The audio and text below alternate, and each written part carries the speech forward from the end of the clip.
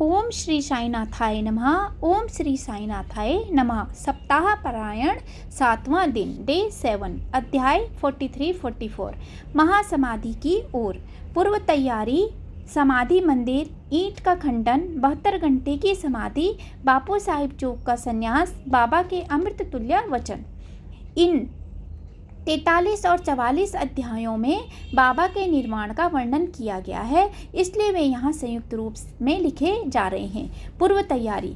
समाधि मंदिर। हिंदुओं में यह प्रथा प्रचलित है कि जब किसी मनुष्य का अंतकाल निकट आ जाता है तो उसे धार्मिक ग्रंथ पढ़कर सुनाए जाते हैं। इसका मुख्य कारण केवल यही है कि जिससे उसका मन सांसारिक झंझटों से मुक्त होकर आध्यात्मिक विषयों में लग जाए और वह प्राणी क्रमवश अगले जन्म में जिस योनि को धारण करे उसमें उसे सद्गति प्राप्त हो।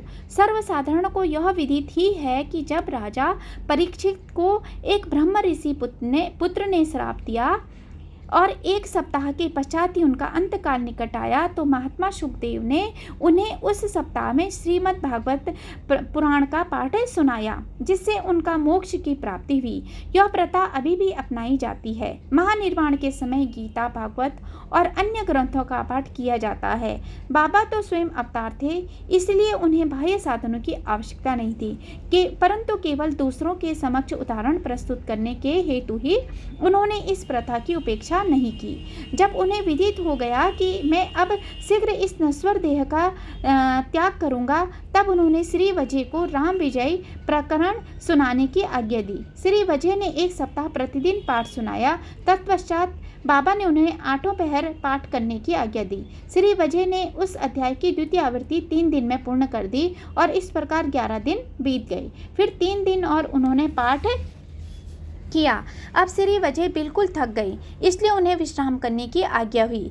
बाबा अब बिल्कुल शांत बैठ गए और आत्मस्थित होकर वे अंतिम क्षण की प्रतीक्षा करने लगे। 2-3 दिन पूर्व ही प्रातःकाल से बाबा ने भिक्षाटन करना स्थगित कर दिया और वे मस्जिद में ही बैठे रहे। वे अपने अंतिम क्षण के लिए पूर्ण सचेतन थे, इसलिए वे अपने भक्तों को धैर्य तो बंधाते रहते, पर उन्होंने किसी से भी अपने महानिर्वाण की निश्चित समय प्रकट न किया। इन दिनों काका साहेब दीक्षित और श्रीमान बूटी बाबा के साथ मस्जिद में नित्य ही भोजन करते थे। महानिर्वाण के दिन 15 अक्टूबर को आरती समाप्त होने के पश्चात बाबा ने उन लोगों को भी अपने निवास स्थान पर ही भोजन करके लौटने को कहा। फिर भी लक्ष्मीबाई सिंधे, भागोजी सिंधे, बयाजी, लक्ष्मण बाला सिंपी और नाना साहेब चंदोरकर वहीं रह गए। सामा नीचे मस्जिद की सीढ़ियों पर बैठे थे। लक्ष्मीबाई सिंधे को 9 रुपये देने के पश्चात बाबा ने कहा कि मुझे मस्जिद में अब अच्छा नहीं लगता है, इसलिए मुझे बूटीवाड़ी में ले चलो, जहाँ मैं सुखपूर्वक रहूँगा। यही अंतिम शब्द उनके श्रीमुख से निकले। इसी समय बाबा बयाजी के शरीर की ओर झुक गए और अंतिम श्वास छोड़ दी। भागोजी ने देखा कि बाबा की श्वास रुक गई है, तब उन्होंने नाना साहेब चंदोरकर को पुकार कर यह बात कही। नाना साहेब ने कुछ जल लाकर बाबा के श्रीमुख में डाला तो बाहर लुढ़क आया। तभी उन्होंने जोर से आवाज़ लगाई, अरे देवा।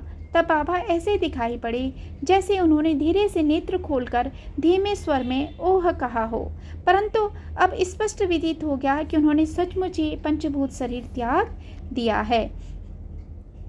बाबा समाधिस्थ हो गए। यह हृदय विदारक संवाद दावानल की भांति तुरंत चारों ओर फैल गया। शिरडी के सब नर नारी और बालकगण मस्जिद की ओर दौड़े। चारों ओर हाहाकार मच गया। सभी के हृदय पर वज्रपात हुआ। उनके हृदय विचलित होने लगे। कोई जोर जोर से चिल्लाकर रुदन करने लगा, कोई सड़कों पर लौटने लगा और बहुत से बेसुध होकर वहीं गिर पड़े। प्रत्येक की आंखों से झरझर आंसू गिर रहे थे। प्रलय काल के वातावरण में तांडव नृत्य का जैसा दृश्य उपस्थित हो गया। वही गति शिरडी के नर नारियों के रुदन से उपस्थित हो गई। उनके इस महान दुख में कौन आकर उन्हें धैर्य बंधाता, जबकि उन्होंने साक्षात सगुण परब्रह्मा का सानिध्य खो दिया था। इस दुख का वर्णन भला कौन कर सकता है। अब कुछ भक्तों को श्री साईं बाबा के वचन याद आने लगे किसी ने कहा कि महाराज, साईं बाबा ने अपने भक्तों से कहा था कि भविष्य में वे 8 वर्ष के बालक के रूप में पुनः प्रकट होंगे। कृष्ण अवतार में भी चक्रपाणि भगवान विष्णु ने ऐसी ही लीला की थी। श्री कृष्ण माता देवकी के सामने 8 वर्ष की आयु वाले एक बालक के रूप में प्रकट हुए। उनके दिव्य तेजोमय स्वरूप था और जिनके चारों हाथों में आयुष, शंख, चक्र, गदा और पद्म सुशोभित थे। अपने उस अवतार में भगवान श्री कृष्ण ने भूभार हल्का किया था। साईं बाबा का यह अवतार अपने भक्तों के उत्थान के लिए हुआ था। संतों की कार्य प्रणाली अक्षम्य होती है। साईं बाबा का अपने भक्तों के साथ यह संपर्क केवल एक पीढ़ी का नहीं बल्कि पिछले कई जन्मों का संपर्क है। ऐसा प्रतीत होता है कि इस प्रकार का प्रेम संबंध विकसित करके महाराज श्री साईं बाबा दौरे पर चले गए और भक्तों को दृढ़ विश्वास है कि वे शीघ्र ही पुनः वापस आ जाएंगे। अब समस्या उत्पन्न हुई कि बाबा के शरीर की अंतिम क्रिया किस प्रकार की जाए। कुछ यौन लोग कहने लगे कि उनके शरीर को कब्रिस्तान में दफन कर उसके ऊपर एक मकबरा बना देना चाहिए।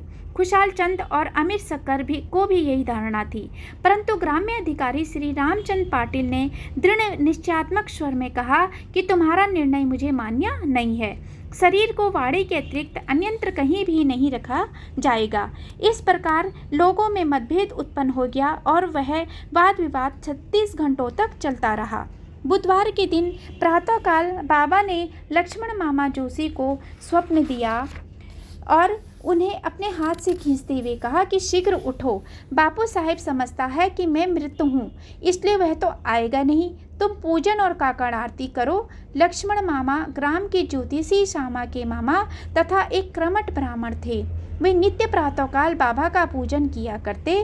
तत्पश्चात ही ग्राम देवी और देवताओं का उनके बाबा पर दृढ़ निष्ठा थी, इसलिए इस दृष्टांत के पश्चात वे पूजन की समस्त सामग्री लेकर वहां आए और ज्यों ही उन्होंने बाबा के मुख का आवरण हटाया तो उस निर्जीव अलौकिक महान प्रदीप्त प्रतिभा के दर्शन कर वे स्तब्ध हो गए, मानो हिमांशु ने उन्हें अपने पास में आबद्ध कर जड़वत बना दिया हो। स्वप्न की स्मृति ने उन्हें अपना कर्तव्य करने को प्रेरित कर दिया।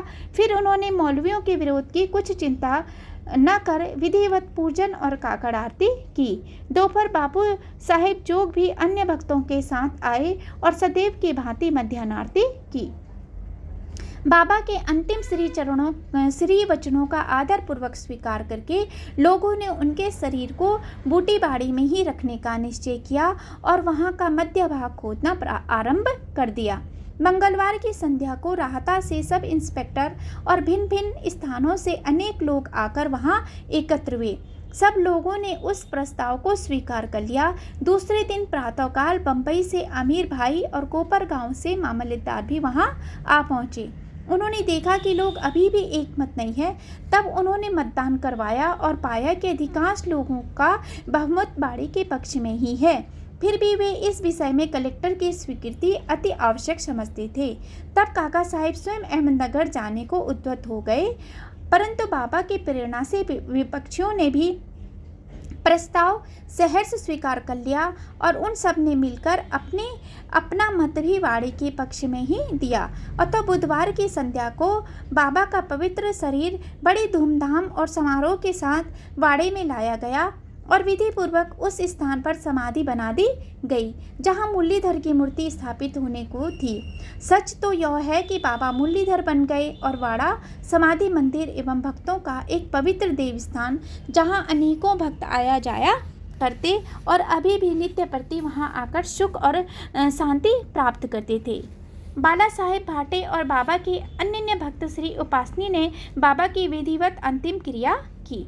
जैसा प्रोफेसर नार्के को देखने में आया, यह बात विशेष ध्यान देने योग्य है कि बाबा का शरीर 36 घंटों के उपरांत भी जड़ नहीं हुआ और उनके शरीर का प्रत्येक अवयव लचीला बना रहा, जिससे उनके शरीर पर से कफनी बिना चिरे हुए सरलता से निकाली गई।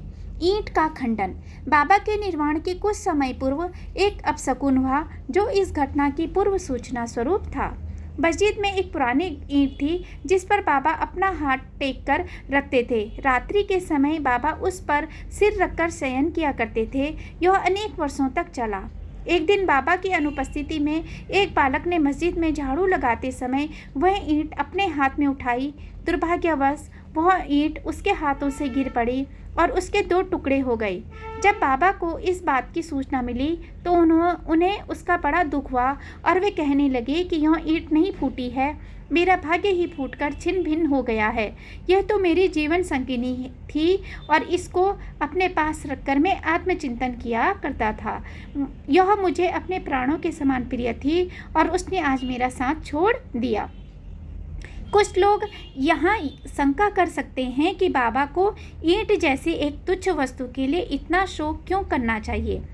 इसका उत्तर हेमाड पंत इस प्रकार देते हैं कि संत जगत के उद्धार तथा दीन और अनाश्रितों के कल्याण ही अवतीर्ण हुए होते हैं। जब वे नरदेह धारण करते हैं और जन संपर्क में आते हैं तो वे इसी प्रकार आचरण किया करते हैं, अर्थात बाह्य रूप से वे अन्य लोगों के समान ही हंसते खेलते और रोते हैं, परंतु आंतरिक रूप से वे अपने अवतार कार्य और उसके ध्येय के लिए सदैव सजग रहते हैं। 72 घंटे की समाधि। इसके 32 वर्ष पूर्व भी बाबा ने अपनी जीवन रेखा पार करने का एक प्रयास किया था। 1886 में मार्गशीर्ष पूर्णिमा के दिन बाबा को दमा से अधिक पीड़ा हुई और इस व्याधि से छुटकारा पाने के लिए उन्होंने अपने प्राण ब्रह्मांड में चढ़ाकर समाधि लगाने का विचार किया। अतएव उन्होंने भगत मालसापति से कहा कि तुम मेरे शरीर की 3 दिन तक रक्षा करना और यदि मैं वापस लौट आया तो ठीक है, नहीं तो उस एक स्थान को इंगित करते हुए पर मेरी समाधि बना देना और 2 ध्वजाएं चिन्ह स्वरूप फहरा देना। ऐसा कहकर बाबा रात में लगभग 10 बजे पृथ्वी पर लेट गई। उनका श्वासोच्छ्वास बंद हो गया और ऐसा दिखाई देने लगा कि जैसे उनके शरीर में प्राण ही न हो। सभी लोग, जिनमें ग्रामवासी भी भयभीत थे, वहां एकत्रित हुए और शरीर परीक्षण के पश्चात शरीर को उनके द्वारा बताए हुए स्थान पर समाधिस्थ करा देने का निश्चय करने लगे, परंतु भगत मालसापति ने उन्हें ऐसा करने से रोका और उनके शरीर को अपनी गोद में रखकर वे 3 दिन तक उसकी रक्षा करते रहे। 3 दिन व्यतीत होने पर रात को लगभग 3 बजे प्राण लौटने के चिन्ह दिखलाई पड़े। श्वासोच्छ्वास पुनः चालू हो गया और उनके अंग प्रत्यंग हिलने डुलने लगे। उन्होंने नेत्र खोल दिए और करवट लेते हुए पुनः चेतना में आ गई। इस प्रसंग तथा अन्य प्रसंगों पर दृष्टिपात कर अब हम यह पाठकों पर छोड़ते हैं कि वे ही निश्चय करें कि क्या बाबा अन्य लोगों की भांति ही 3.5 हाथ लंबे एक देहधारी मानव थे, जिस देह को उन्होंने कुछ वर्षों तक धारण करने के पश्चात छोड़ दिया, या वे स्वयं आत्मज्योति स्वरूप थे। पंच महाभूतों से शरीर निर्मित होने के कारण उसका नाश और अंत तो सुनिश्चित ही है, परंतु जो सद्वस्तु आत्मा अंतःकरण में है वही यथार्थ में सत्य है। उसका न रूप है और न अंत है और न नाश।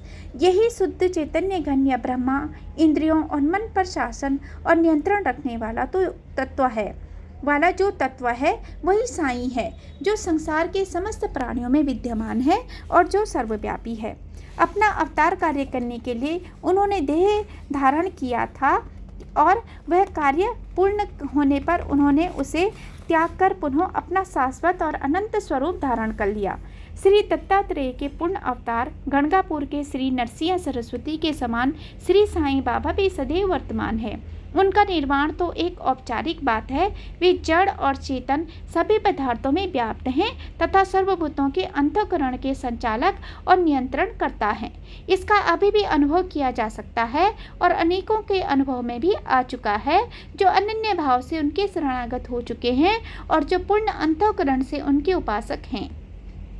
यद्यपि बाबा का स्वरूप अब देखने को नहीं मिल सकता, फिर भी यदि हम शिरडी जाएं तो हमें वहां उनका जीवित सदृश चित्र मस्जिद द्वारका माई को शोभायमान करते हुए अब भी वहां देखने में आएगा। यह चित्र बाबा के एक प्रसिद्ध भक्त कलाकार श्री श्यामाराव जयकर ने बनाया था। एक कल्पनाशील और भक्त दर्शक को यह चित्र अभी भी बाबा के साक्षात दर्शन के समान ही संतोष और सुख पहुंचाता है। अब बाबा देह में स्थित नहीं है, परंतु वे सर्वभूतों में व्याप्त हैं और अन्य भक्तों का कल्याण पूर्ववर्ती करते रहेंगे, जैसा कि वे सदैव रहकर किया करते थे। बाबा अमर हैं, चाहे वे नरदेह धारण कर लें जो कि एक आवरण मात्र है, परंतु वे तो स्वयं भगवान श्री हरि हैं जो समय समय पर भूतल पर अवतीर्ण होते हैं। बाबू साहेब जोग का संन्यास। जोग के संन्यास की चर्चा कर हेमाड पंत यह अध्याय समाप्त करते हैं। श्री सखाराम हरि उर्फ बापू साहेब जोग पुणे के प्रसिद्ध वारकरी विष्णु बुवा जोग के काका थे। वे लोक निर्माण विभाग PWD में पर्यवेक्षक थे। सेवानिवृत्ति के पश्चात ही वे सपत्नीक श्रेणी में आकर रहने लगे। उनके कोई संतान न थी। पति और पत्नी दोनों की ही साईं चरणों में अटल श्रद्धा थी। वे दोनों उनकी पूजा और सेवा करने में ही अपने दिन व्यतीत किया करते थे। मेघा की मृत्यु के पश्चात बापू साहेब जोग ने बाबा की महासमाधि प्रयत्न मस्जिद और चावड़ी में आरती की। उनको साठेवाड़े में श्री ज्ञानेश्वर और श्री एकानदी भागवत का वाचन और उसका भावार्थ श्रोताओं को समझाने का कार्य भी दिया गया था। इस प्रकार अनेक वर्षों तक सेवा करने के पश्चात उन्होंने एक बार बाबा से प्रार्थना की कि हे मेरे जीवन के एकमात्र आधार, आपके पूजनीय चरणों की अनेक वर्षों से निरंतर सेवा कर रहा हूँ, परंतु क्या कारण है कि आपके चरणों की छाया के सन्निकट होते हुए भी उनकी शीतलता से वंचित हूँ। मेरे इस जीवन में कौन सा सुख है यदि मेरा चंचल मन शांत और स्थिर बनकर आपके श्री चरणों में लीन नहीं हो? क्या इतने वर्षों का मेरा संत समागम व्यर्थ ही जाएगा? मेरे जीवन में वह शुभ घड़ी कब आएगी जब आपकी कृपा दृष्टि मुझ पर होगी? भक्त की प्रार्थना सुनकर बाबा को दया आ गई। उन्होंने उत्तर दिया कि थोड़ी ही दिनों में अब तुम्हारे अशुभ कर्म समाप्त हो जाएंगे तथा पाप और पुण्य जलकर शीघ्र ही भस्म हो जाएंगे। मैं तुम्हें उस दिन ही भाग्यशाली समझूंगा जिस दिन तुम इंद्रिक विषयों को तुच्छ जानकर समस्त पदार्थों से विरक्त होकर पूर्ण अनन्य भाव से ईश्वर भक्ति कर संन्यास धारण कर लोगे। कुछ समय पश्चात बाबा के वचन सत्य सिद्ध हुए। उनकी स्त्री का देहांत हो जाने पर उनकी अन्य कोई जिम्मेदारी शेष न रही। वे अब स्वतंत्र हो गए और उन्होंने अपनी मृत्यु के पूर्व संन्यास धारण कर अपने जीवन का लक्ष्य प्राप्त कर लिया। बापू साहेब जोग की समाधि साकुरी में उपासनी आश्रम के आवास में स्थित है। बाबा के अमृत तुल्य वचन दयानिधि कृपालु श्री साईं समर्थ ने मस्जिद द्वारका माई में अनेक बार निम्नलिखित अमृत वचन कहे थे। जो मुझे अत्यधिक प्रेम करता है वह सदैव मेरा दर्शन पाता है। उसके लिए मेरे बिना सारा संसार ही सुना है। वह केवल मेरा ही लीलागान करता है। वह सतत मेरा ही ध्यान करता है और सदैव मेरा ही नाम जपता है। जो पूर्ण रूप से मेरी शरण में आ जाता है और सदा मेरा ही नाम स्मरण करता है, अपने ऊपर उसका यह ऋण मैं उसे मुक्ति आत्मोपलब्धि प्रदान करके चुका दूंगा। जो मेरा ही चिंतन करता है और मेरा प्रेम ही जिसकी भूख प्यास है और जो पहले मुझे अर्पित किए बिना कुछ भी नहीं खाता, मैं उसके अधीन हूँ। जो इस प्रकार मेरी शरण में आ जाता है वह मुझसे मिलकर उसी तरह एकाकार हो जाता है जिस तरह नदियाँ समुद्र से मिलकर तदाकार हो जाती हैं। अतएव महत्ता और अहंकार का सर्वथा परित्याग करके तुम्हें मेरे प्रति जो तुम्हारे हृदय में है आसीन है पूर्ण रूप से समर्पित हो जाना चाहिए। जय साईं। यह मैं कौन है? श्री साईं बाबा ने अनेक बार समझाया कि यह मैं कौन है। इस मैं को ढूंढने के लिए अधिक दूर जाने की आवश्यकता नहीं है। तुम्हारे नाम और आकार से परे मैं तुम्हारे अंतःकरण और समस्त प्राणियों में चैतन्य घन स्वरूप में विराजमान हूँ और यही मैं का स्वरूप है। ऐसा समझकर तुम अपने तथा समस्त प्राणियों में मेरा ही दर्शन करो। यदि तुम इसका नित्य प्रति अभ्यास करोगे तो तुम्हें मेरी सर्वव्यापकता का अनुभव शीघ्र हो जाएगा और मेरे साथ अभिन्नता प्राप्त हो जाएगी। अतः हेमाड पंत पाठकों को नमन कर उनसे प्रेम और आदर पूर्वक विनम्र कर प्रार्थना करते हैं कि उन्हें समस्त देवताओं, संतों और भक्तों का आदर करना चाहिए। बाबा सदैव कहा करते थे कि जो दूसरों को पीड़ा पहुंचाता है वे मेरे हृदय को दुख देता है तथा मुझे कष्ट पहुंचाता है। इसके विपरीत जो स्वयं कष्ट सहन करता है वे मुझे अधिक प्रिय है। बाबा समस्त प्राणियों में विद्यमान हैं और उनकी हर प्रकार से रक्षा करते हैं। समस्त जीवों से प्रेम करो, यही उनकी आंतरिक इच्छा है। इस प्रकार का विशुद्ध अमृतमय स्रोत उनके श्रीमुख से सदैव झरता रहता है। अथवा जो प्रेम पूर्वक बाबा का लीला गान करेंगे या उन्हें भक्ति पूर्वक श्रवण करेंगे, उन्हें साईं से अवश्य अभिन्नता प्राप्त होगी। श्री सद्गुरु साईनाथ अर्पणामस्तु। शुभम भवतु। अध्याय 43-44 समाप्त। अध्याय 45 संदेह का निवारण। काका साहेब दीक्षित का संदेह और आनंदराव का स्वप्न। बाबा के शयन के लिए लकड़ी का तख्ता। गत 3 अध्यायों में बाबा के निर्वाण का वर्णन किया गया है। इसमें कोई संदेह नहीं कि अब बाबा का साकार स्वरूप लुप्त हो गया है, परंतु उनका निराकार स्वरूप सदैव विद्यमान रहेगा।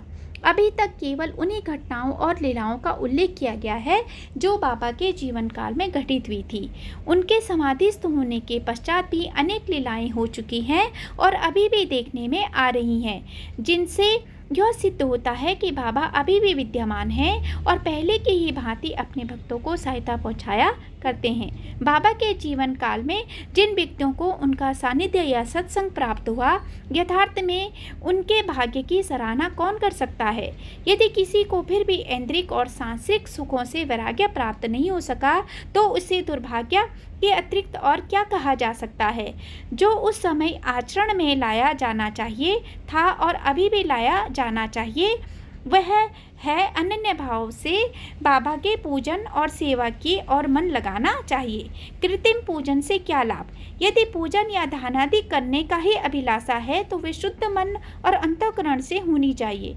जिस प्रकार पतिव्रता स्त्री का विशुद्ध प्रेम अपने पति पर होता है, इस प्रेम की उपमा कभी कभी लोग शिष्य और गुरु के प्रेम से भी किया करते हैं, परंतु फिर भी शिष्य और गुरु प्रेम के समक्ष पतिव्रता का प्रेम फीका ही है और उसकी कोई समानता नहीं की जा सकती।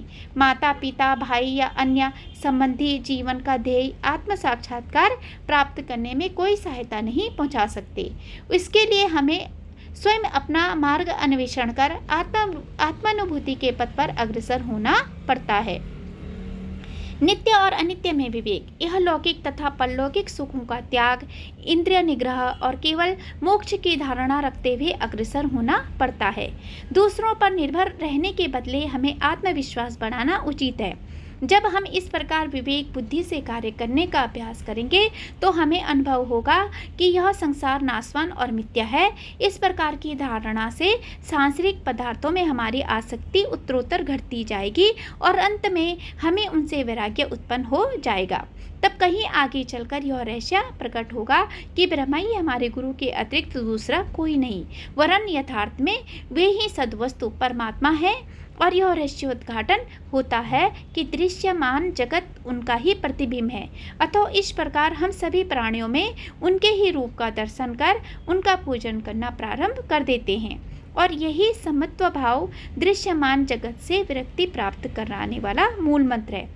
इस प्रकार जब हम ब्रह्मा या गुरु की अनन्य भाव से भक्ति करेंगे तो हमें उनसे अभिन्नता की प्राप्ति होगी और आत्मानुभूति की प्राप्ति सहज हो जाएगी।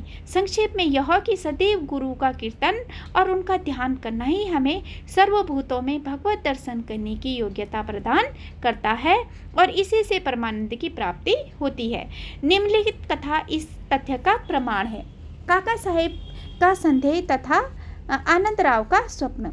यह तो सर्वविदित ही है कि बाबा ने काका साहेब दीक्षित को श्री एकनाथ महाराज के 2 ग्रंथों श्रीमद् भागवत गीता और भावार्थ रामायण का नित्य पठन करने की आज्ञा दी थी। काका साहेब इन ग्रंथों का नियम पूर्वक पठन बाबा के समय से करते आए हैं और बाबा के समाधिस्थ होने के उपरांत अभी भी वे उसी प्रकार अध्ययन कर रहे हैं। एक समय चौपाटी बम्बई में काका साहेब प्रातःकाल एक नाथी भागवत का पाठ कर रहे थे। माधवराव देश पांडे, सामा और काका महाजनी भी उस समय वहां उपस्थित थे। ये दोनों ध्यानपूर्वक पाठ श्रवण कर रहे थे। उस समय 11वें स्कंद के 2 अध्याय का वाचन चल रहा था, जिसमें नवनाथ अर्थात ऋषभ वंश के सिद्ध यानी कवि, हरि, अंतरिक्ष, प्रबुद्ध, पिपलायन, आविर्होत्र, द्रुमिल, चमस और करभाजन का वर्णन है, जिन्होंने भागवत धर्म की महिमा राजा जनक को समझाई थी। राजा जनक ने इन नवनाथों से बहुत महत्वपूर्ण प्रश्न पूछे और इन सभी ने उनकी शंकाओं का बड़ा संतोषजनक समाधान किया था। अर्थात कवि ने भागवत धर्म और हरि ने भक्ति की विशेषताएं, अंतरिक्ष में माया क्या है, प्रबुद्ध ने माया से मुक्त होने की विधि, पिपलायन ने पर ब्रह्मा के स्वरूप, आविर्होत्र ने कर्म के स्वरूप, द्रुमिल ने परमात्मा के अवतार और उसके कार्य, चमस ने नास्तिक की मृत्यु के पश्चात की गति एवं करभाजन ने कली काल में भक्ति की पद्धतियों का यथाविधि वर्णन किया। इन सब का अर्थ यही था कि कलयुग में मोक्ष प्राप्त करने का एकमात्र साधन केवल हरि कीर्तन या गुरु चरणों का ही चिंतन ही है। पठन समाप्त होने पर काका साहेब बहुत निराशपूर्ण स्वर में माधवराव और अन्य लोगों से कहने लगे कि नवनाथों की भक्ति पद्धति का क्या कहना है, परंतु उसे आचरण में लाना कितना दुष्कर है। नाथ तो सिद्ध थे, परंतु हमारे समान मूर्खों में इस प्रकार की भक्ति का उत्पन्न होना क्या कभी संभव हो सकता है। अनेक जन्म धारण करने पर भी वैसी भक्ति की प्राप्ति नहीं हो सकती, तो फिर हमें मोक्ष कैसे प्राप्त हो सकेगा। ऐसा प्रतीत होता है कि हमारे लिए तो कोई आशा ही नहीं है। माधवराव को यह निराशावादी धारणा अच्छी न लगी। वे कहने लगे कि हमारा ओह भाग्य है जिसके फलस्वरूप ही हमें साईं सदृश अमृत तुल्वा हीरा हाथ लग गया है। तब फिर इस प्रकार निराशा का राग अलापना उचित नहीं है। यदि तुम्हें बाबा पर अटल विश्वास है तो फिर इस प्रकार चिंतित होने की आवश्यकता ही क्या है। माना कि नवनाथों की भक्ति अपेक्षाकृत अधिक दृढ़ और प्रबल होगी, परंतु क्या हम लोग भी प्रेम और स्नेहपूर्वक भक्ति नहीं कर रहे हैं। क्या बाबा ने अधिकार पूर्ण वाणी में नहीं कहा था कि श्री हरि या गुरु के नाम जाप से मोक्ष की प्राप्ति होती है। तब फिर भय और चिंता का स्थान ही कहाँ रह जाता है। परंतु फिर भी माधवराव के वचनों से काका साहब का समाधान न हुआ। वे फिर भी दिन भर व्यग्र और चिंतित ही बने रहे। यह विचार उनके मस्तिष्क में बार बार चक्कर काट रहा था कि किस विधि से नवनाथों के समान भक्ति की प्राप्ति संभव हो सकेगी।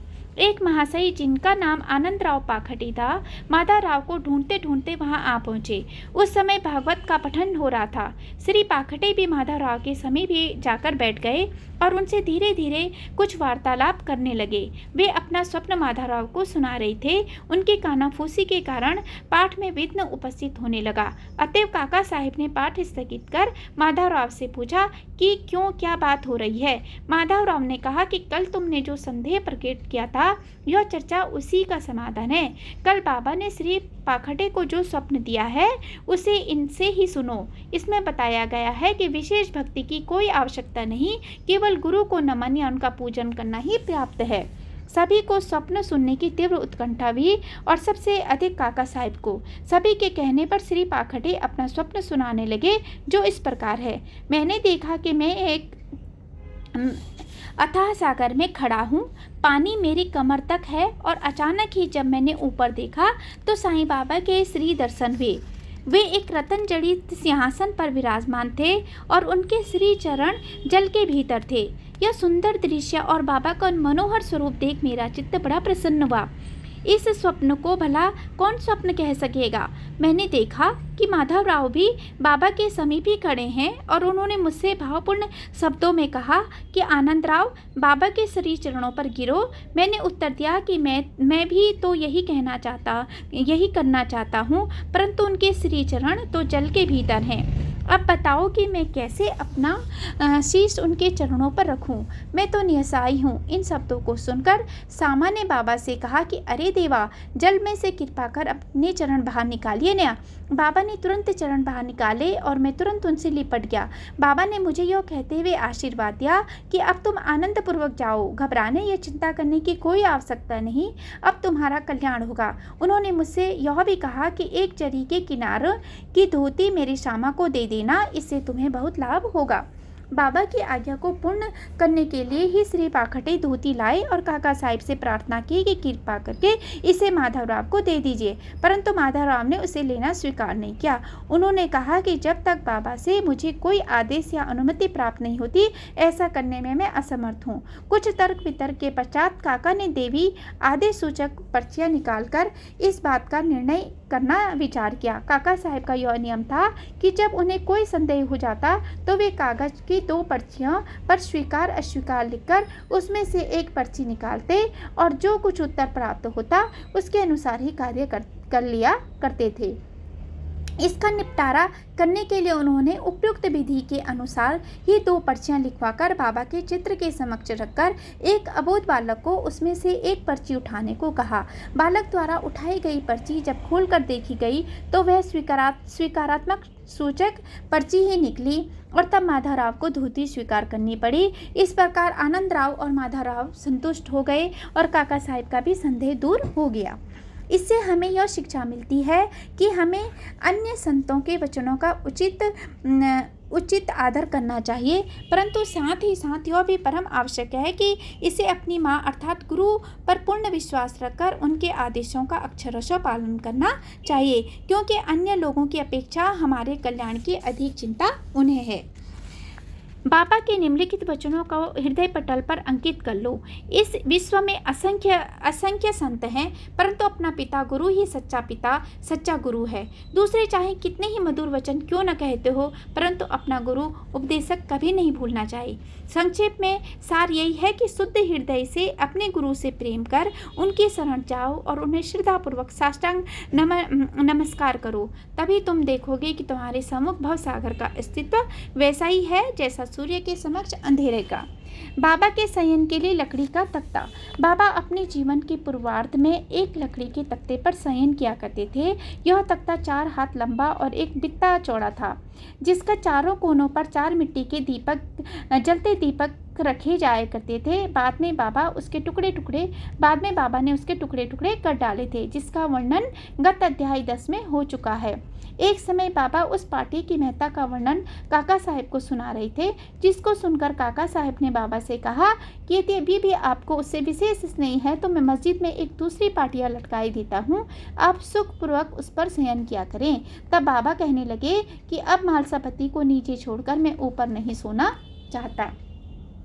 काका साहिब ने कहा कि यदि आज्ञा दे तो मैं एक और तख्ता मालसापति के लिए भी टांग दूंगा।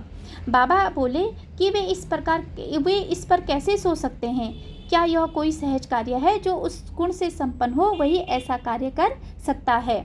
जो खुले नेत्र रखकर निद्रा ले सके वही इसके योग्य है। जब मैं शयन करता हूँ तो बहुधा मालसापति को अपने बाजू में बैठाकर उनसे कहता हूँ, मेरे हृदय पर अपने हाथ रखकर देखते रहो कि कहीं मेरा भगवत जाप बंद न हो जाए, और मुझे यदि थोड़ी सी भी निंद्रित देखो तो तुरंत जागृत कर दो। परंतु उससे तो यह भी नहीं हो सकता। वह तो स्वयं ही झपकी लेने लगता है और निद्रा मग्न होकर अपना सिर टुलाने लगता है, और जब मुझे भगत का हाथ पत्थर सब भारी प्रतीत होने लगता है तो मैं जोर से पुकार उठता हूँ कि ओ भगत। तब कहीं वह घबराकर नेत्र खोलता है। जो पृथ्वी पर ही अच्छी तरह बैठ और सो नहीं सकता तथा जिसका आसन सिद्ध नहीं है और जो निद्रा का दास है, वह क्या तख्ते पर सो सकेगा? अन्य अनेक अवसरों पर वे भक्तों के स्नेहवश ऐसा कहा करते थे कि अपना अपने साथ और उसका उसके साथ। श्री सद्गुरु साईनाथ अर्पणामस्तु। शुभम भवतु। अध्याय 45 समाप्त। अध्याय 46 बाबा की गया यात्रा, बकरों के पूर्व जन्म की कथा। इस अध्याय में सामा की काशी, प्रयाग और गया की यात्रा और बाबा किस प्रकार वहां उनके पूर्व ही चित्र के रूप में पहुंच गए तथा 2 बकरों की गत जन्मों का इतिहास आदि का वर्णन किया गया है। हे साईं, आपके श्री चरण धन्य है और उनके स्मरण कितना सुखदायी है। आपके भव विनाशक स्वरूप का दर्शन भी धन्य है, जिसके फलस्वरूप कर्म बंधन छिन्न भिन्न हो जाते हैं। यद्यपि अब हमें आपके सगुण स्वरूप का दर्शन नहीं हो सकता, फिर भी यदि भक्तगण आपके श्री चरणों में श्रद्धा रखे तो आप उन्हें प्रत्यक्ष अनुभव दे दिया करते हैं।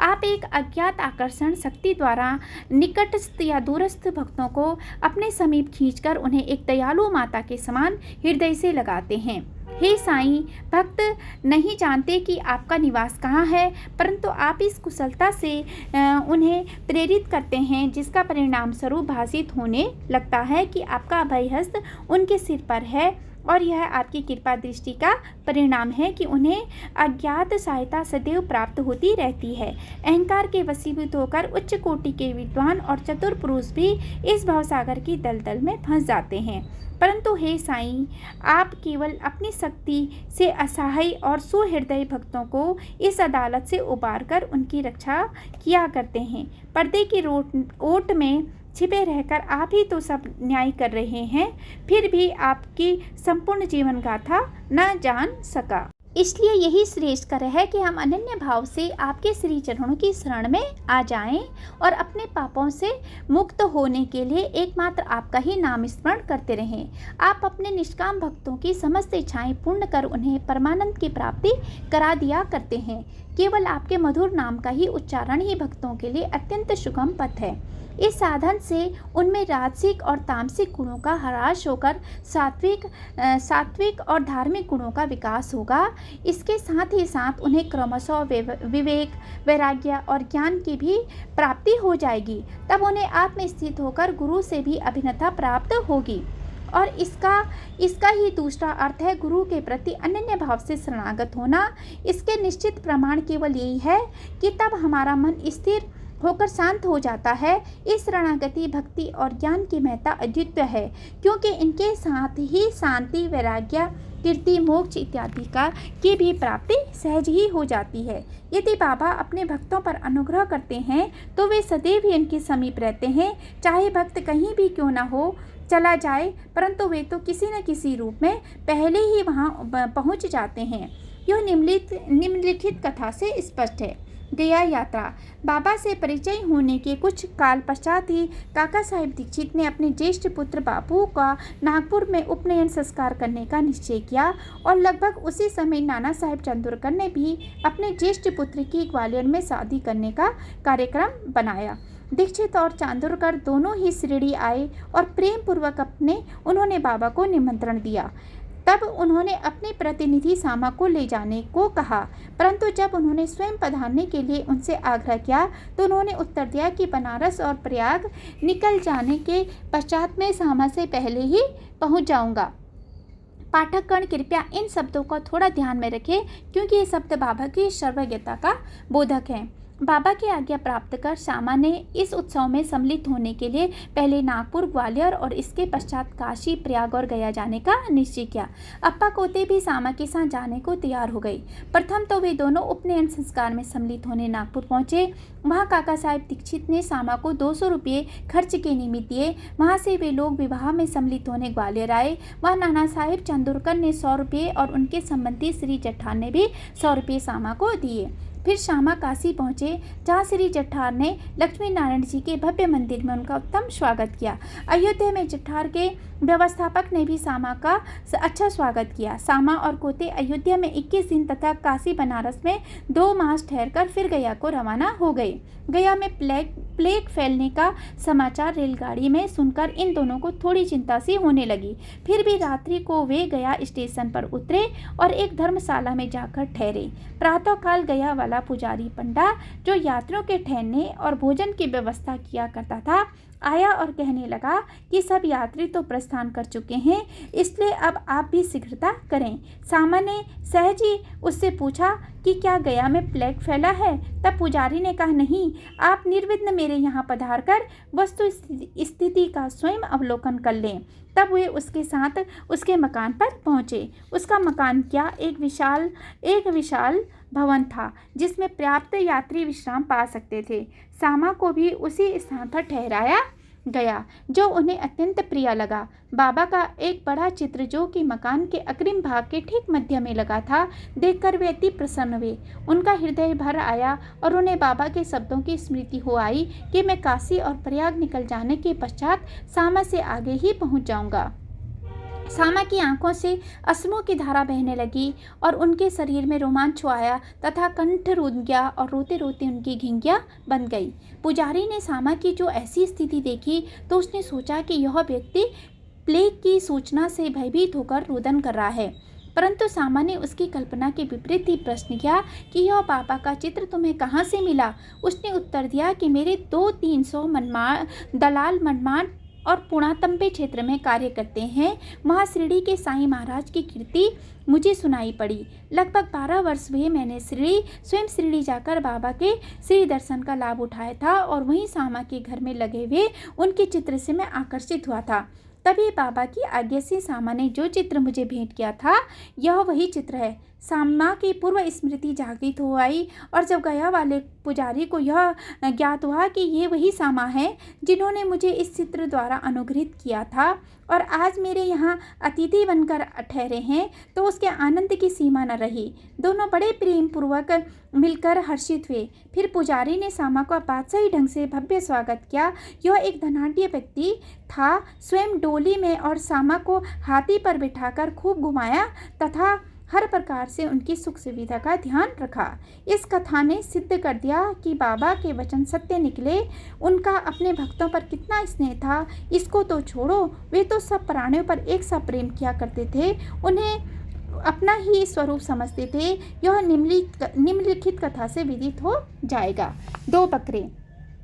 एक बार जब बाबा लेंडी बाग से लौट रहे थे तो उन्होंने बकरे का एक झुंड आते देखा। उनमें से 2 बकरों ने उन्हें अपनी ओर आकर्षित कर लिया। बाबा ने जाकर प्रेम से उनका शरीर अपने हाथ से थपथपाया और उन्हें 32 रुपये में खरीद लिया। बाबा का यह विचित्र व्यवहार देखकर भक्तों को आश्चर्य हुआ और उन्होंने सोचा कि बाबा तो इस सौदे में ठगे गए हैं, क्योंकि एक बकरे का मूल्य उस समय 3-4 रुपये से अधिक न था और वे 2 बकरे अधिक से अधिक 8 रुपये में प्राप्त हो सकते थे। उन्होंने बाबा को कोसना प्रारंभ कर दिया, परंतु बाबा शांत बैठे रहे। जब सामा और तात्या ने बकरे मोल लेने का कारण पूछा तो उन्होंने उत्तर दिया कि मेरे कोई घर या स्त्री तो है नहीं जिसके लिए मुझे पैसे इकट्ठे करके रखने हैं। फिर उन्होंने 4 सेर दाल बाजार से मंगाकर उन्हें खिलाई। जब उन्हें खिला पिला चुके तो उन्होंने उन बकरों के पूर्व जन्मों की कथा इस प्रकार सुनाई। सामा और तात्या, तुम सोचते हो कि मैं इस सौदे में ठगा गया हूँ, परंतु ऐसा नहीं। इनकी कथा सुनो।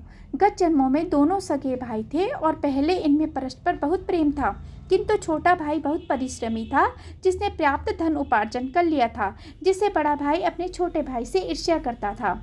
इसलिए उसने छोटे भाई की हत्या करके उसका धन हड़पने की ठानी और अपना आत्मीयता संबंध भूलकर वे एक दूसरे से बुरी तरह झगड़ने लगे। बड़े भाई ने अनेक प्रयत्न किए, परंतु वे छोटे भाई की हत्या करने में असफल रहा। तब वे एक दूसरे के प्राणघातक शत्रु बन गई। एक दिन बड़े भाई ने छोटे भाई के सिर पर लाठी से प्रहार किया, तब बदले में छोटे भाई ने भी बड़े भाई के सिर पर कुल्हाड़ी चलाई और परिणाम स्वरूप वहीं दोनों की मृत्यु हो गई।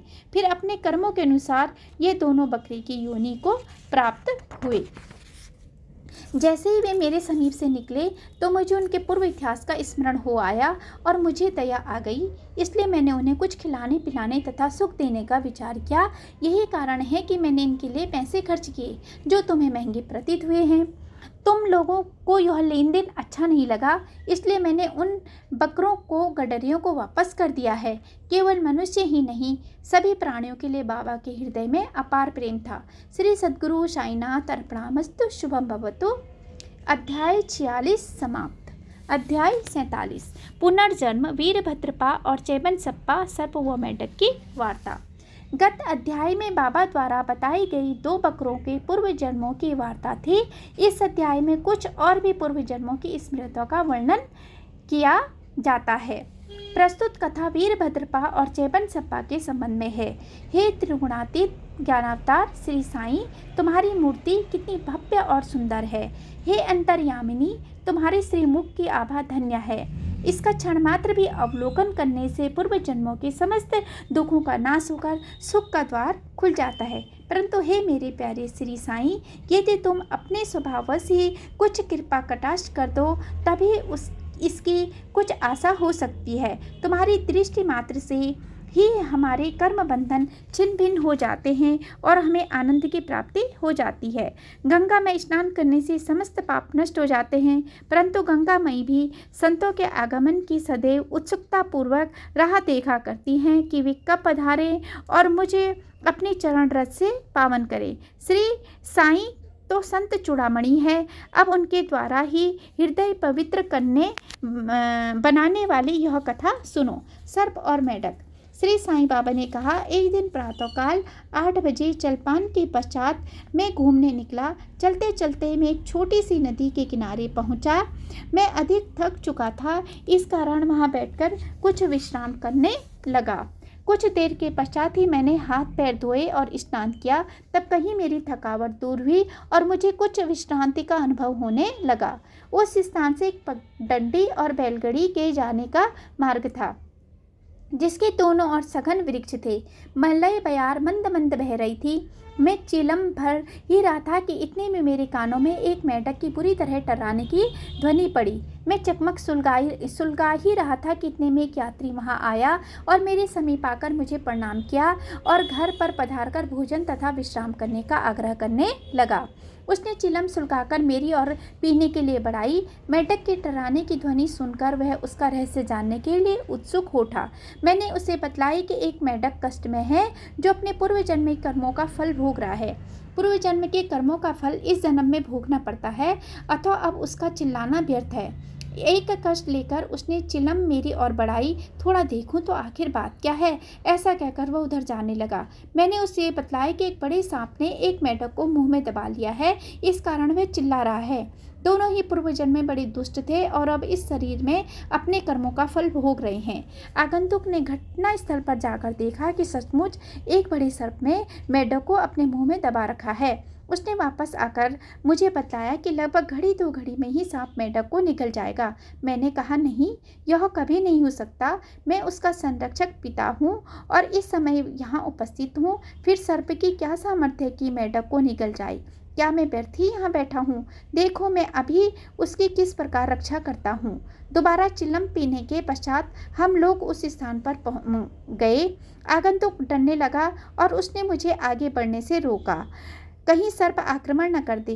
मैं उसकी बात की उपेक्षा कर आगे बढ़ा और दोनों से कहने लगा, अरे वीरभद्रपा, क्या तुम्हारे शत्रु को पर्याप्त फल नहीं मिल चुका है और जो उसे मेंढक की और तुम्हें यह सर्प की योनि प्राप्त हुई है? अरे अब तो अपना वैमनस्य छोड़ो, यह बड़ी लज्जाजनक बात है। अब तो इस ईर्ष्या को त्यागो और शांति से रहो। इन शब्दों को सुनकर सर्प ने मेंढक को छोड़ दिया और शीघ्र ही नदी में लुप्त हो गया। मेंढक भी कूदकर भागा और झाड़ियों में जा छिपा। उस यात्री को बड़ा अचंभा हुआ। उसकी समझ में न आया कि बाबा के शब्दों को सुनकर सांप ने मेंढक को क्यों छोड़ दिया और वीरभद्रपा व चैबनसप्पा कौन थे, उनके वैमनस्य का क्या कारण था। इस प्रकार के विचार उसके मन में उठने लगे। मैं उसके साथ उसी वृक्ष के नीचे लौट आया और धूम्रपान करने के पश्चात उसे उसका रहस्य सुनाने लगा। मेरे निवास स्थान से लगभग 4 से 5 मील की दूरी पर एक पवित्र स्थान था, जहाँ महादेव का एक मंदिर था। मंदिर अत्यंत जीर्ण शीर्ण स्थिति में था, सो वहाँ के निवासियों ने उसका जीर्णोद्धार करने के हेतु कुछ चंदा इकट्ठा किया। पर्याप्त धन एकत्रित हो गया और वहाँ नित्य पूजन की व्यवस्था कर मंदिर के निर्माण की योजनाएं तैयार की गई। एक धनाढ्य व्यक्ति को कोषाध्यक्ष नियुक्त कर उसको समस्त कार्यों की देखभाल का भार सौंप दिया गया। उसको कार्य व्यय आदि का यथोचित विवरण रखकर ईमानदारी से सब कार्य करना था। सेठ तो एक उच्च कोटि का कंजूस था। उसने मरम्मत में अत्यंत अल्प राशि व्यय की। इस कारण मंदिर का जीर्णोद्धार भी उसी अनुपात में हुआ। उसने सब राशि व्यय कर दी तथा कुछ अंश स्वयं हड़प लिया और उसने अपनी पीठ से एक पाई भी व्यय न की। उसकी वाणी अधिक रसीली थी, इसलिए उसने लोगों को किसी प्रकार समझा बुझा लिया और कार्य पूर्ववत ही अधूरा रह गया। लोग फिर संगठित होकर उसके पास जाकर कहने लगे, सेठ साहेब, कृपया कार्य शीघ्र पूर्ण कीजिए। आपके प्रयत्न के अभाव में यह कार्य पूर्ण होना कदापि संभव नहीं, अतः आप पुनः योजना बनाइए। हम और भी चंदा आपको वसूल करके देंगे। लोगों ने पुनः चंदा एकत्रित कर सेठ को दे दिया। उसने रुपये तो ले लिए, परंतु पूर्ववत ही शांत बैठा रहा। कुछ दिनों के पश्चात उसकी स्त्री को भगवान शंकर ने स्वप्न दिया कि उठो और मंदिर पर कलश चढ़ाओ। जो कुछ भी तुम इस कार्य में व्यय करोगी, मैं उसके 100 गुना अधिक तुम्हें दूंगा। उसने यह स्वप्न अपने पति को सुना दिया। सेठ भयभीत होकर सोचने लगा कि यह कार्य तो ज़्यादा रुपये खर्च करने वाला है, इसलिए उसने यह बात हंसकर टाल दी कि यह तो एक निराश स्वप्न है और उस पर भी कहीं विश्वास किया जा सकता है। यदि ऐसा होता तो महादेव मेरे समक्ष ही प्रकट होकर यह बात मुझसे न कह देते। मैं क्या तुमसे अधिक दूर था? यह स्वप्न शुभदायक नहीं है। यह तो पति पत्नी के संबंध बिगाड़ने वाला है, इसलिए तुम बिल्कुल शांत रहो। भगवान को ऐसे द्रव्य की आवश्यकता ही कहाँ जो दानियों की इच्छा के विरुद्ध एकत्र किया गया हो। वे तो सदैव प्रेम के भूखे हैं तथा प्रेम और भक्ति पूर्वक दिए गए एक तुच्छ तांबे के सिक्का भी सहज स्वीकार कर लेते हैं। महादेव ने पुनः सेठानी को स्वप्न में कह दिया कि तुम अपने पति की व्यर्थ की बातों और उनके पास संचित धन की ओर ध्यान न दो और न उनसे मंदिर बनवाने के लिए आग्रह ही करो। मैं तो तुम्हारे प्रेम और भक्ति का ही भूखा हूँ। जो कुछ भी तुम्हारे व्यय करने की इच्छा हो सो अपने पास से करो। उसने अपने पति से विचार विनिमय करके अपने पिता से प्राप्त आभूषणों को विक्रय करने का निश्चय किया। तब कृपण सेठ अशांत हो उठा। इस बार उसने भगवान को भी धोखा देने की ठान ली।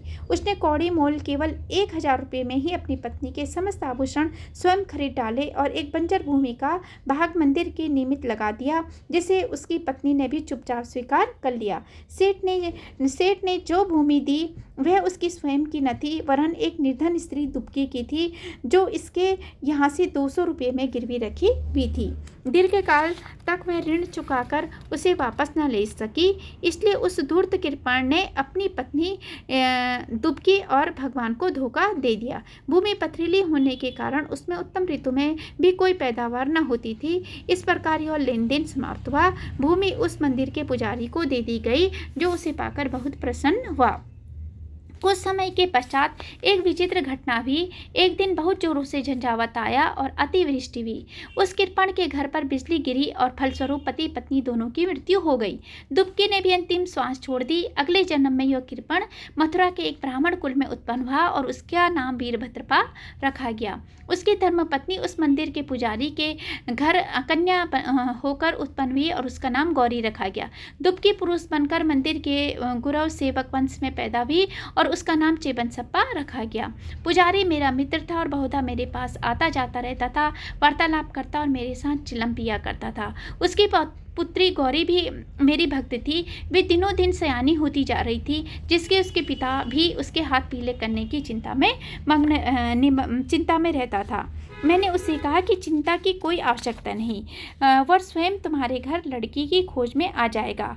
कुछ दिनों के पश्चात ही उसी की जाति का वीरभद्रपा लड़की की खोज में वीरभद्रपा नामक एक युवक भिक्षा मांगते मांगते उसके घर पहुंचा। मेरी सम्मति से गौरी का विवाह उसके साथ संपन्न हो गया। पहले तो वह मेरा भक्त था, किंतु अब वह कृतज्ञ बन गया। इस नूतन जन्म में भी उसकी धन तृष्णा नष्ट न हुई।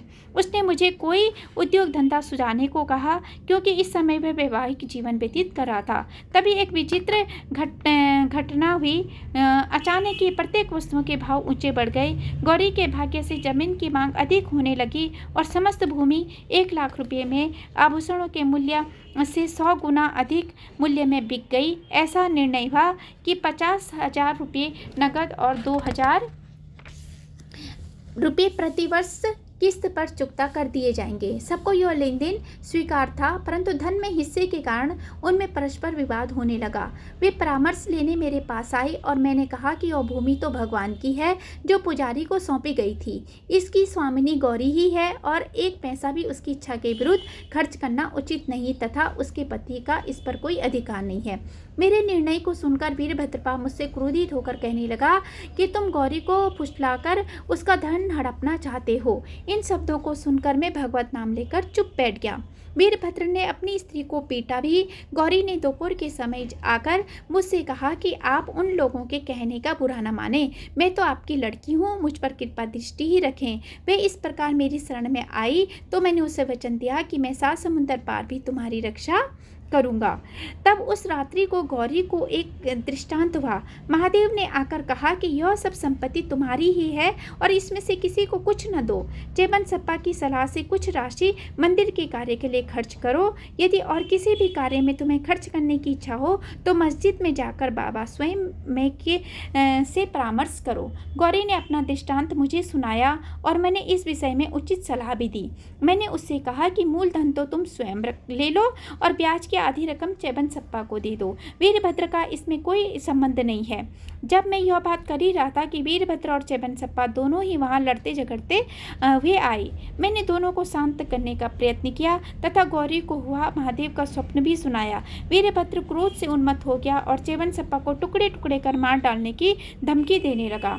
चेबन बड़ा डरपोक था। वह मेरे पैर पकड़कर रक्षा की प्रार्थना करने लगा। तब मैंने शत्रु से उसका छुटकारा करा दिया। कुछ समय पश्चात ही दोनों की मृत्यु हो गई।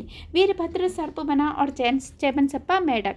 चेबन की पुकार सुनकर और अपने पूर्व वचन की स्मृति करके यहाँ आया और इस तरह से उसकी रक्षा कर मैंने अपने वचन पूर्ण किए। संकट के समय भगवान दौड़कर अपने भक्त के पास जाते हैं। उसने मुझे यहाँ भेजकर चेबन की रक्षा कराई। यह सब ईश्वरीय लीला है। इस कथा की यही शिक्षा है कि जो जैसा बोता है वैसा ही काटता है। जब तक कि भोग पूर्ण नहीं होता, पिछला ऋण और अन्य लोगों के साथ लेन देन का व्यवहार तब तक पूर्ण नहीं होता जब तक छुटकारा भी संभव नहीं है। धन तृष्णा मनुष्य का पतन कर देती है और अंत में इससे ही वह विनाश को प्राप्त होता है। श्री सद्गुरु साईनाथ अर्पणमस्तु। शुभम भवतु। अध्याय 47 समाप्त। अध्याय 48 सद्गुरु के लक्षण। श्री सेवड़े और श्री सप्टेकण और श्रीमती सप्टेकण संतति दान।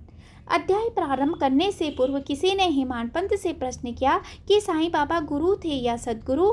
इसके उत्तर में हिमानपंत ने सद्गुरु के लक्षणों का निम्न प्रकार वर्णन किया है।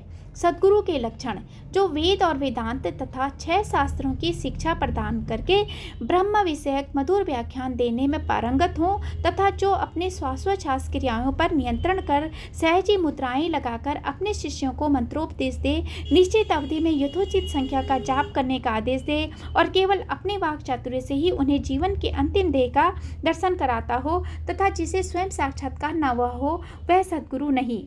वरन जो अपने आचरण से लौकिक व परलौकिक सुखों से विरक्ति की भावना का निर्माण कर हमें आत्मानुभूति का रसास्वादन करा दे तथा जो अपने शिष्यों को क्रियात्मक और प्रत्यक्ष ज्ञान आत्मानुभूति करा दे, उसे ही सद्गुरु कहते हैं। जो स्वयं ही आत्म साक्षात्कार से वंचित है, वे भला अपने अनुयायियों को किस प्रकार अनुभूति करा सकते हैं। सद्गुरु स्वप्न में भी अपने शिष्य से कोई लाभ या सेवा शुश्रूषा की लालसा नहीं करते, वरन स्वयं उनकी सेवा करने को ही उद्यत रहते हैं।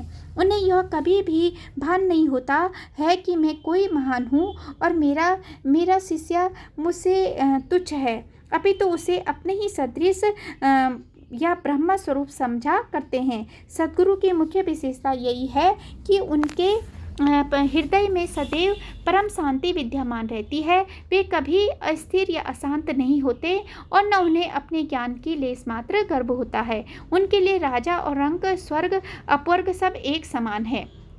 हिमानपंत कहते हैं कि मुझे गत जन्मों के शुभ संस्कारों के परिणाम स्वरूप श्री साईं बाबा सदृश सद्गुरु के चरणों की प्राप्ति तथा उनकी कृपा पात्र बनने का सौभाग्य प्राप्त हुआ। वे अपने युवावस्था में चिलम के अतिरिक्त कुछ संग्रह न किया करते थे। न उनके बाल बच्चे तथा मित्र थे, न घर बार था और न उन्हें किसी प्रकार का आश्रय प्राप्त था। 18 वर्ष की अवस्था से ही उनका मनोग्रह बड़ा विलक्षण था। वे निर्भय होकर निर्जन स्थानों में विचरण करते एवं सदा आत्मलीन रहते थे। उनका कथन था कि मैं सदा भक्तों के पराधीन रहता हूँ। जब वे शरीर में थे तो उस समय भक्तों ने जो अनुभव किया उसके समाधिस्थ होने के पश्चात आज भी जो उनके शरणागत हो चुके हैं उन्हें उसी प्रकार का अनुभव होते हैं। भक्तों को तो केवल इतना ही यथेष्ट है कि यदि वे अपने हृदय को भक्ति और विश्वास का दीपक बनाकर उसमें प्रेम की ज्योति प्रज्वलित करे तो ज्ञान ज्योति आत्म साक्षात्कार स्वयं प्रकाशित हो उठेगी। प्रेम के अभाव में शुष्क ज्ञान व्यर्थ है। ऐसा ज्ञान किसी को भी लाभप्रद नहीं हो सकता। प्रेम के अभाव में संतोष नहीं होता, इसलिए हमारा प्रेम असीम और अटूट होना चाहिए। प्रेम की कीर्ति का गुणगान कौन कर सकता है, जिसकी तुलना में समस्त वस्तुएं तुच्छ जान पड़ती हैं। प्रेम रहित पठन पाठन सब निष्फल हैं। प्रेमांकुर के उदय होते ही भक्ति, वैराग्य, शांति और कल्याण रूपी संपत्ति सहज ही प्राप्त हो सकती है। जब तक किसी वस्तु के लिए प्रेम उत्पन्न नहीं होता तब तक उसे प्राप्त करने की भावना ही उत्पन्न नहीं होती। इसलिए जहाँ व्याकुलता और प्रेम है वहाँ भगवान स्वयं प्रकट हो जाते हैं। भाव में ही प्रेम अंतर्निहित है और वही मोक्ष का कारणीभूत है। यदि कोई व्यक्ति कलुषित भाव से भी किसी सच्चे संत के चरण पकड़ ले तो भी पकड़ ले तो भी यह निश्चित है कि वह अवश्य तर जाएगा। ऐसी ही कथा नीचे दर्शाई गई है। श्री सेवड़े अक्कलकोट सोलापुर जिला के श्री सप्टेकण वकालत का अध्ययन कर रहे थे। एक दिन उनके अपने सहपाठी श्री सेवड़े से भेंट हुई। अन्य और भी विद्यार्थी वहां एकत्रित हुए और सबने अपनी अपनी अध्ययन संबंधी योग्यता का परस्पर परीक्षण किया। प्रश्नोत्तर से विदित हो गया कि सबसे कम अध्ययन श्री सेवड़े का ही है और वे परीक्षा में बैठने के अयोग्य हैं। जब सब मित्रों ने मिलकर उनका उपहास किया तब सेवड़े ने कहा कि यद्यपि मेरा अध्ययन अपूर्ण है तो भी मैं परीक्षा में अवश्य उत्तीर्ण हो जाऊंगा। मेरे साईं बाबा ही सबको सफलता देने वाले हैं। श्री सप्टेकण को यह सुनकर आश्चर्य हुआ और उन्होंने श्री सेवड़े से पूछा कि ये साईं बाबा कौन हैं जिनका तुम इतना गुणगान कर रही हो। उन्होंने उत्तर दिया कि वे एक फकीर हैं जो श्रीडी अहमद नगर की एक मस्जिद में निवास करते हैं। वे महान सत्पुरुष हैं। ऐसे अन्य संत भी हो सकते हैं परंतु वे उनसे अद्वितीय हैं। जब तक पूर्व जन्म के शुभ संस्कार संचित न हो तब तक उनसे भेंट होना दुर्लभ है। मेरी तो उन पर पूर्ण श्रद्धा है। उनके श्रीमुख से निकले वचन कभी असत्य नहीं होते। उन्होंने ही मुझे विश्वास दिलाया है कि मैं अगले वर्ष परीक्षा में अवश्य उत्तीर्ण हो जाऊंगा। फिर भी मेरा अटल विश्वास है कि मैं उनकी कृपा से परीक्षा में अवश्य सफलता पाऊंगा। श्री सप्टेकण को अपने मित्र के ऐसे विश्वास पर हंसी आ गई और साथ ही श्री साईं बाबा के भी उन्होंने उपवास किया। भविष्य में जब सेवड़े दोनों परीक्षाओं में उत्तीर्ण हो गए तब सप्टेकण को यह जानकर बड़ा आश्चर्य हुआ। श्री सप्टेकण परीक्षा में उत्तीर्ण होने के पश्चात अक्कलकोट में रहने लगे और वहीं उन्होंने अपनी वकालत प्रारंभ कर दी। 10 वर्षों के पश्चात सन 1913 में उनके इकलौते पुत्र की गले की बीमारी से मृत्यु हो गई जिससे उनका हृदय विचलित हो उठा। मानसिक शांति प्राप्त करने हेतु उन्होंने पंढरपुर, गणगापुर, अन्य तीर्थ स्थानों की यात्रा की परंतु उनकी अशांति पूर्ववत ही बनी रही। उन्होंने वेदांत का भी श्रवण किया परंतु वह भी व्यर्थ ही सिद्ध हुआ। अचानक उन्हें सेवड़े के वचनों तथा श्री साईं बाबा के प्रति उनके विश्वास की स्मृति हो आई और उन्होंने विचार किया कि मुझे भी शिरडी जाकर बाबा के दर्शन करना चाहिए। वे अपने छोटे भाई पंडित राव के साथ शिरडी आए। बाबा के दर्शन कर उन्हें बड़ी प्रसन्नता हुई। तब उन्होंने समीप जाकर नमस्कार करके शुद्ध भावना से श्रीबल भेंट किया तो बाबा तुरंत ही क्रोधित हो उठे और बोले कि यहाँ से निकल जाओ। सप्टेकण का सिर झुक गया और वे कुछ हटकर पीछे बैठ गए। वे जानना चाहते थे कि किस प्रकार उनके समक्ष उपस्थित होना चाहिए। किसी ने उन्हें बाला सिंपी का नाम सुझा दिया। सप्टेकण उनके पास गए और उनसे सहायता की प्रार्थना करने लगे। तब वे दोनों बाबा का एक चित्र मोड़ लेकर मस्जिद में आए। बाला सिंपी ने अपने हाथ में चित्र लेकर बाबा के हाथ में दे दिया और पूछा कि यह किसका चित्र है। बाबा ने सप्टेकण की ओर संकेत कर कहा कि यह तो इसके सप्टेकण की तरफ इशारा करके मेरे यार का है। यह कहकर वे हंसने लगे और साथ ही सब भक्त मंडली भी हंसने लगी। बाला सिंपी के संकेत पर सप्टेकण उन्हें प्रणाम करने लगे तो वे पुनः चिल्ला पड़े। चलट सप्टेकण की समझ में नहीं आता था कि वे क्या करें। तब वे दोनों हाथ जोड़कर प्रार्थना करते हुए बाबा के सामने बैठ गई परंतु बाबा ने उन्हें तुरंत ही बाहर निकलने की आज्ञा दी। वे दोनों बहुत ही निराश हुए। उनकी आज्ञा कौन टाल सकता था। आखिरकार सप्टेकण खिन्न हृदय शिरडी से वापस चले आए। उन्होंने मन ही मन प्रार्थना की, हे साईं, मैं आपसे दया की भिक्षा मांगता हूँ। कम से कम इतना ही आश्वासन दे दीजिए कि मुझे भविष्य में कभी न कभी आपके श्री दर्शन की अनुमति मिलेगी। श्रीमती सप्टेकण। 1 वर्ष बीत गया फिर भी उनके मन में शांति न आई। वे गणगापुर गए जहाँ उनके मन में अशांति और अधिक बढ़ गई। अतः वे मांडे गांव विश्राम के लिए पहुँचे और वहाँ से ही काशी जाने का निश्चय किया। प्रस्थान करने के 2 दिन पूर्व उनकी पत्नी को स्वप्न हुआ कि वह स्वप्न में एक गागर ले लकड़ साहा के कुएं पर जल भरने जा रही है। वहाँ नीम के नीचे एक फकीर बैठा है, सिर पर एक कपड़ा बांधे हुआ है। फकीर उसके पास आकर कहने लगा कि मेरी प्रिय बच्ची, तुम क्यों व्यर्थ में कष्ट उठा रही हो। मैं तुम्हारी गागर निर्मल जल से भर देता हूँ। तब फकीर के भय से वह खाली गागर लेकर ही लौट आई। फकीर भी उसके पीछे पीछे चला आया। इतने में ही घबराहट में उसकी निद्रा भंग हो गई और उसने आंखें खोल दी। यह स्वप्न उसने अपने पति को सुनाया। उन्होंने इसे शुभ शकुन जाना और वे दोनों शिरडी को रवाना हो गए। जब वे मस्जिद पहुंचे तो बाबा वहां उपस्थित न थे। वे लेंडी बाग को गए हुए थे। उनके लौटने की प्रतीक्षा में वे वहीं बैठे रहे। जब बाबा लौटे तो उन्हें देखकर उनकी पत्नी को बड़ा आश्चर्य हुआ क्योंकि स्वप्न में जिस फकीर के उसने दर्शन किए थे उनकी आकृति बाबा से बिल्कुल मिलती जुलती थी। उसने अति आदर सहित बाबा को प्रणाम किया और वहीं बैठे बैठे उन्हें निहारने लगी। उसका विनम्र स्वभाव देखकर बाबा अत्यंत प्रसन्न हो गए और अपनी पद्धति के अनुसार वे तीसरे व्यक्ति को अपने अनोखे ढंग से एक कहानी सुनाने लगे। मेरे हाथ, उदर, शरीर तथा कमर में बहुत दिनों से दर्द हुआ करता था। मैंने अनेक उपचार किए परंतु मुझे कोई लाभ न पहुंचा। मैं औषधियों से ऊब उठा क्योंकि मुझे उनसे कोई लाभ न हो रहा था। परंतु अब मुझे बड़ा अचंभा हो रहा है कि मेरी समस्त पीड़ाएं एकदम ही जाती रही। यद्यपि किसी का नाम नहीं लिया गया था परंतु यह चर्चा स्वयं श्रीमती सप्टेकण की थी। उनकी पीड़ा, जैसे बाबा ने अभी कहा, सर्वथा मिट गई और वे अत्यंत प्रसन्न हो गई। संतति दान। तब श्री सप्टेकण दर्शन के लिए आगे बढ़े परंतु उनका पूर्वोक्त वचनों से ही स्वागत हुआ कि चल हट। इस बार वे बहुत धैर्य और नम्रता धारण करके आए थे। उन्होंने कहा कि पिछले कर्मों के कारण ही बाबा मुझसे अप्रसन्न है और उन्होंने अपना चरित्र सुधारने का एक और बाबा से एकांत में भेंट करके अपने पिछले कर्मों की क्षमा मांगने का निश्चय किया। उन्होंने वैसा किया भी और अब जब उन्होंने अपना मस्तक उनके चरणों पर रखा तो बाबा ने आशीर्वाद दिया। अभी सप्टेकण उनके चरण दबाते हुए बैठे ही थे कि इतने में एक गडेरियन आई और बाबा की कमर दबाने लगी। तब वे सदैव की भांति एक बन्ही की कहानी सुनाने लगे। जब उन्होंने उसके जीवन के अनेक परिवर्तन तथा उसके इकलौते पुत्री की मृत्यु का हाल सुनाए तो सप्टेकण को अत्यंत आश्चर्य हुआ कि जो कथा वे सुना रहे हैं वे तो मेरी ही है। उन्हें बड़ा अचंभा हुआ कि उनके मेरे जीवन की प्रत्येक बात का कैसे पता चल गया। अब उन्हें विदित हो गया कि बाबा अंतर्यामी है और सबके हृदय का पूरा रहस्य जानते हैं। यह विचार उनके मन में आया ही था कि गडेरियन से वार्तालाप चालू रखते हुए बाबा सप्टेकण की ओर संकेत कर कहने लगे कि वह भला आदमी मुझ पर दोषारोपण करता है कि मैंने ही इसके पुत्र को मार डाला है। क्या मैं लोगों के बच्चों के प्राण हरण करने वाला हूँ? फिर ये महाशय मस्जिद में आकर अब क्यों चीख पुकार मचाते हैं? अब मैं एक काम करूँगा, अब मैं उसी बालक को फिर से इनकी पत्नी के गर्भ में ला दूंगा। ऐसा कहकर बाबा ने अपना वरद हस्त सप्टेकण के सिर पर रखा और उसे सांत्वना देते हुए कहा कि ये चरण अधिक पुरातन तथा पवित्र हैं। जब तुम चिंता से मुक्त होकर मुझ पर विश्वास करोगे तभी तुम्हें अपने ध्येय की प्राप्ति हो जाएगी। सप्टेकण का हृदय गदगद हो उठा।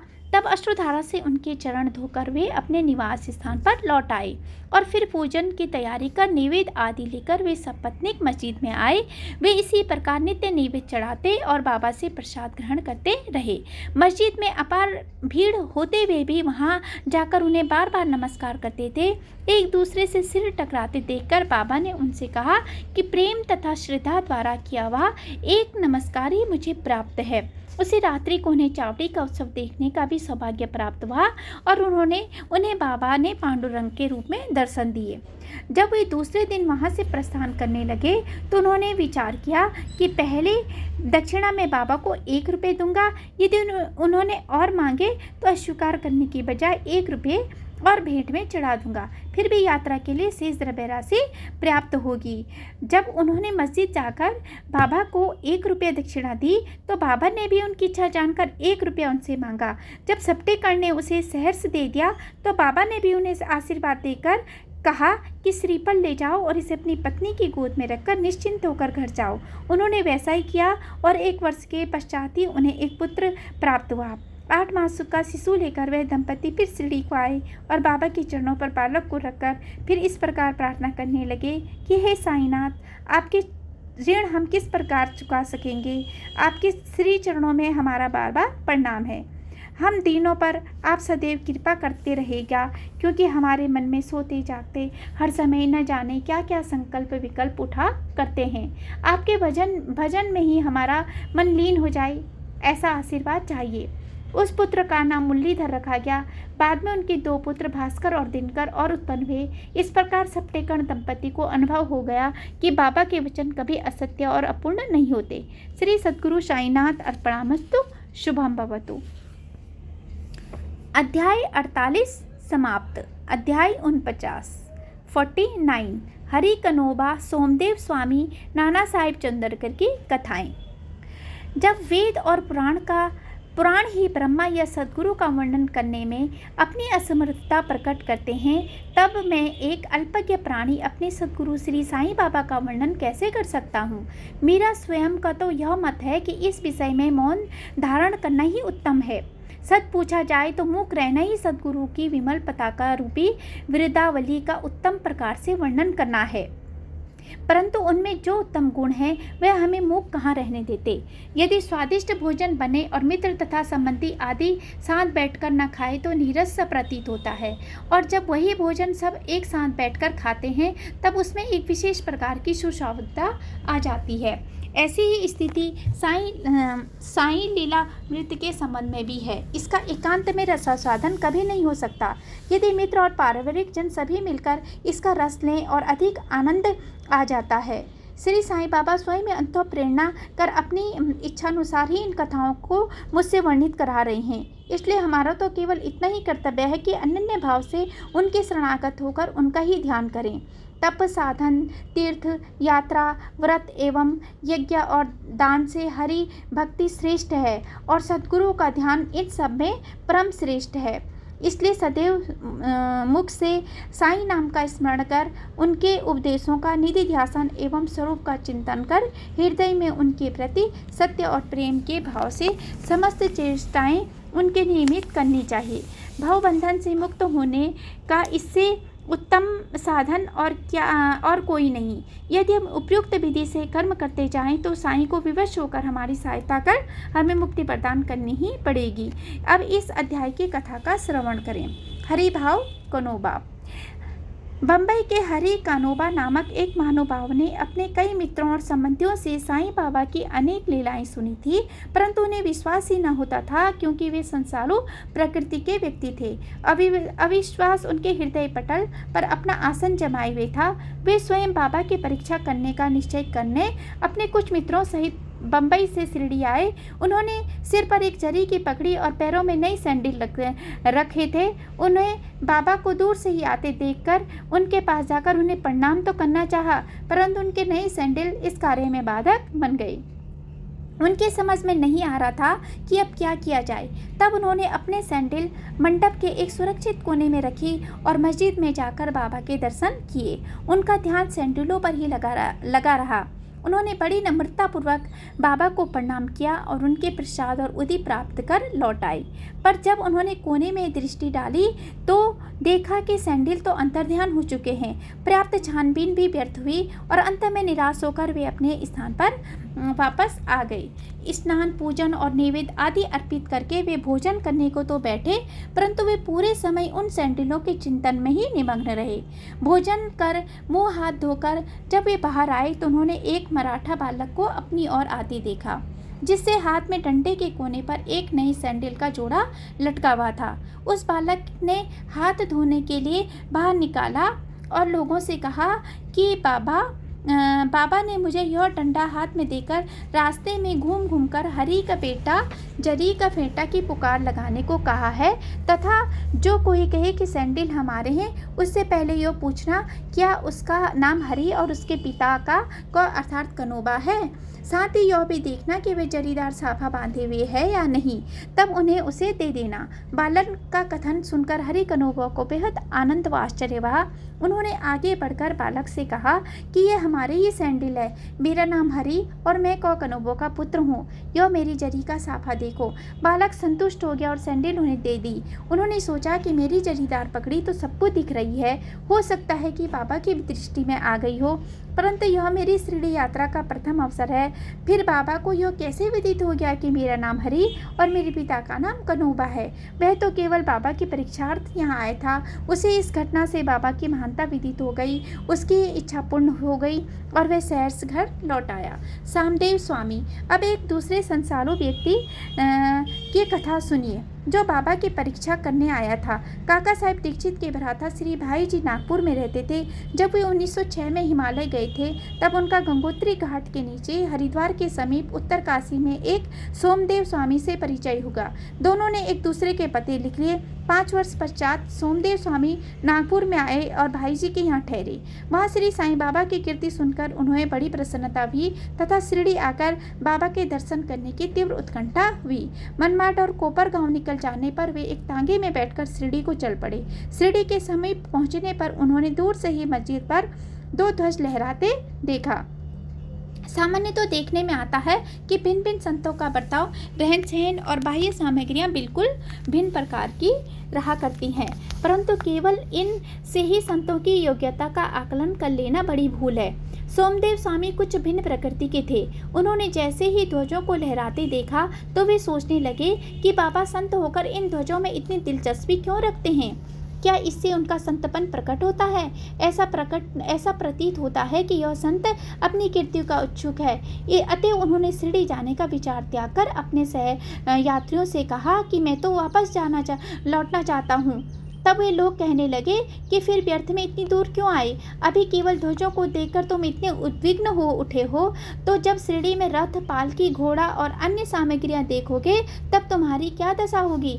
स्वामी को अब और भी अधिक घबराहट होने लगी और उसने कहा कि मैंने अनेक साधु संतों के दर्शन किए हैं, परंतु यह संत कोई निराला ही है जो इस प्रकार ऐश्वर्य की वस्तुएं संग्रह कर रहा है। ऐसे साधु के दर्शन न करना ही उत्तम है। ऐसा कहकर वे वापस लौटने लगे। तीर्थयात्रियों ने प्रतिरोध करते हुए उन्हें आगे बढ़ने की सलाह दी और समझाया कि तुम यह संकुचित मनोवृत्ति छोड़ दो। मस्जिद में जो संत हैं वे इन ध्वजाओं और अन्य सामग्रियों या अपनी कीर्ति का स्वप्न में भी सोच विचार नहीं करते। ये सब तो उनके भक्तगण प्रेम और भक्ति के कारण ही उनको भेंट किया करते हैं। अंत में वे शिरडी जाकर बाबा के दर्शन करने को तैयार हो गए। मस्जिद के मंडप में पहुंचकर तो वे द्रवित हो गए। उनकी आंखों से अश्रुधारा बहने लगी और कंठ रूंध गया। अब उनके सब दूषित विचार गायब हो गए और उन्हें अपने गुरु के शब्दों की विस्मृति हो आई कि मन जहाँ अति प्रसन्न और आकर्षित हो जाए उसी स्थान को अपना विश्रामदान समझना। ये बाबा की चरण रज में लौटना चाहते थे, परंतु जब उनके समीप गए तो बाबा एकदम क्रोधित होकर जोर जोर से चिल्लाकर कहने लगे, हमारा सामान हमारे ही साथ रहने दो, तुम अपने घर लौट जाओ। सावधान, यदि फिर कभी मस्जिद की सीढ़ी चढ़ी तो ऐसे संत के दर्शन ही क्यों करने चाहिए जो मस्जिद पर ध्वजाएं लगाकर रखें। ये संतपन के लक्षण नहीं है। ये संतपन के लक्षण नहीं है। एक क्षण भी यहाँ न रुको। अब उसे अनुभव हो गया कि बाबा ने अपने हृदय की बात जान ली और वे कितने सर्वज्ञ हैं। उसे अपनी प्रवृत्ति पर हंसी आने लगी तथा उसे पता चल गया कि बाबा कितने निर्विकार और पवित्र हैं।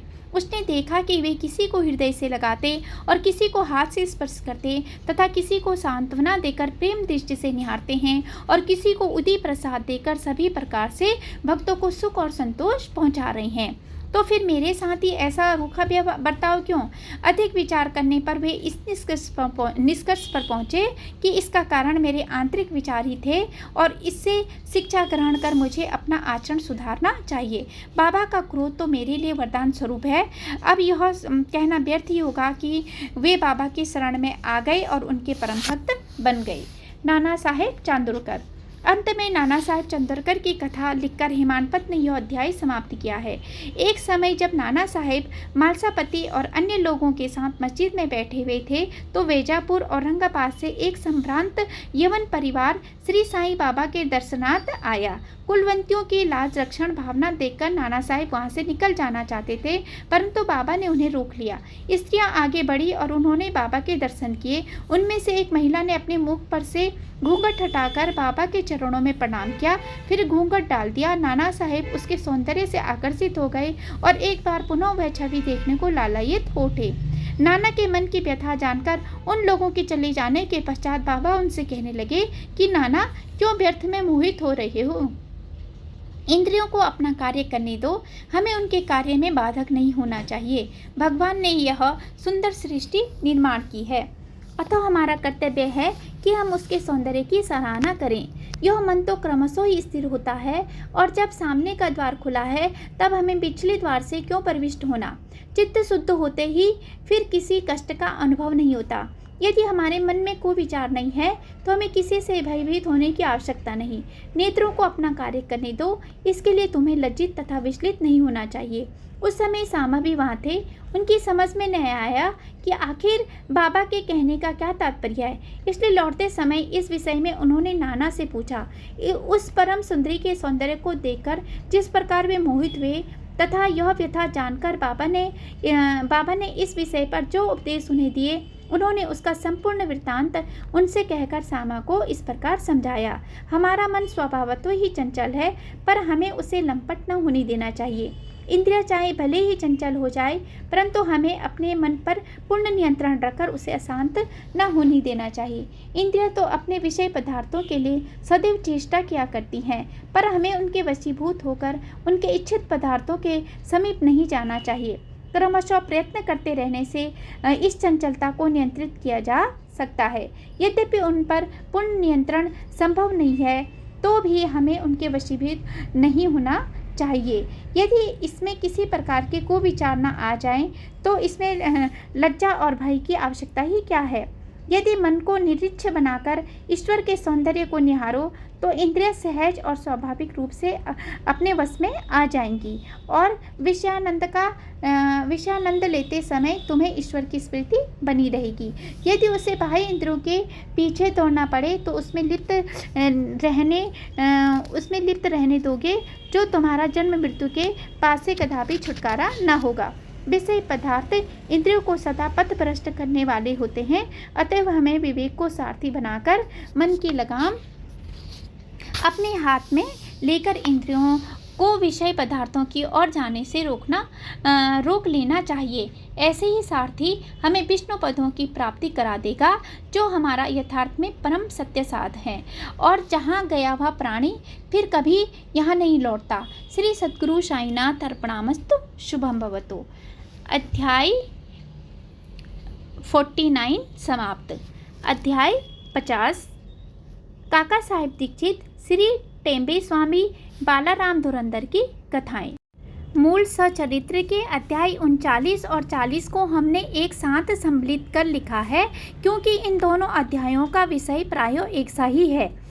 अब सचरित्र का अध्याय 51 यहाँ 50वें अध्याय के रूप में लिखा जा रहा है। इस अध्याय में एक काका साहेब दीक्षित, श्री टेम्बे स्वामी और बालाराम धुरंधर की कथाएं हैं। उन श्री साईं महाराज की जय हो, जो भक्तों के जीवन आधार एवं सद्गुरु हैं। वे गीता धर्म का उपदेश देकर हमें शक्ति प्रदान कर रहे हैं।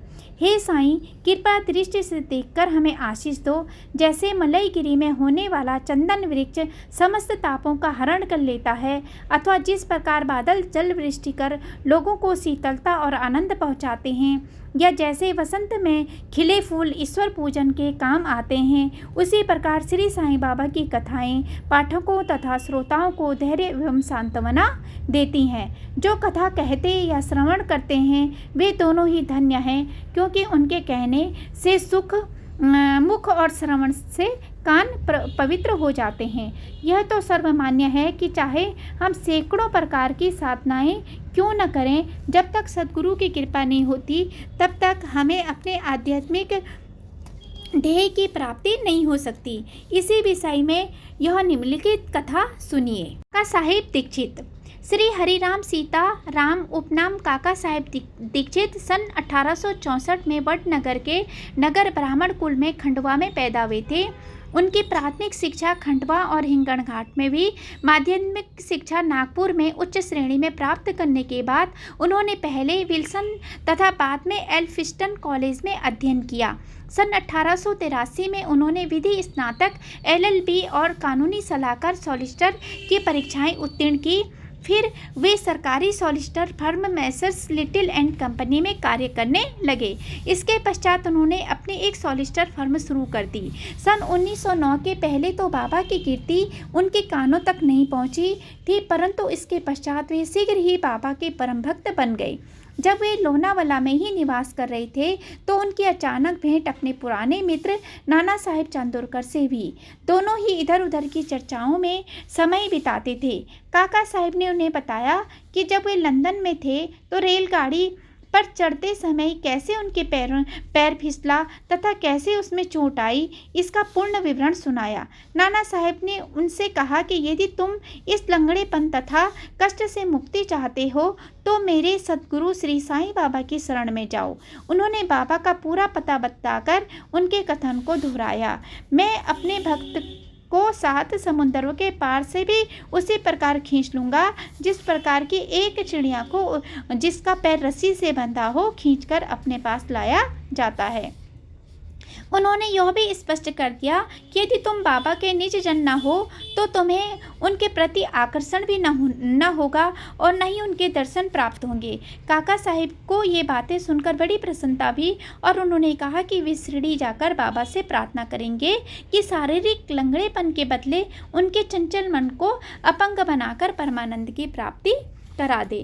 कुछ दिनों के पश्चात ही बम्बई विधानसभा के चुनाव में मत प्राप्त करने के संबंध में काका साहेब दीक्षित अहमदनगर गए और सरदार काका साहेब मिरीकर के यहाँ ठहरे। श्री बाला साहेब मिरीकर, जो कि कोपर गांव के मामलतदार तथा काका साहेब मिरीकर के सुपुत्र थे, वे भी इसी समय अश्व प्रदर्शनी देखने के हेतु अहमदनगर पधारे थे। चुनाव का कार्य समाप्त होने के पश्चात काका साहेब दीक्षित शिरडी जाना चाहते थे। यहाँ पिता और पुत्र दोनों ही घर में विचार कर रहे थे कि काका साहेब के साथ भेजने के लिए कौन सा व्यक्ति उपयुक्त होगा, और दूसरी ओर बाबा अलग ही ढंग से उन्हें अपने पास बुलाने का प्रबंध कर रहे थे। सामा के पास एक तार आया कि उनकी सास की हालत अधिक शोचनीय है और उन्हें देखने वे शीघ्र अहमदनगर जाएं। बाबा से अनुमति प्राप्त कर सामा ने वहां जाकर अपनी सास को देखा, जिनकी स्थिति में अब पर्याप्त सुधार हो चुका था।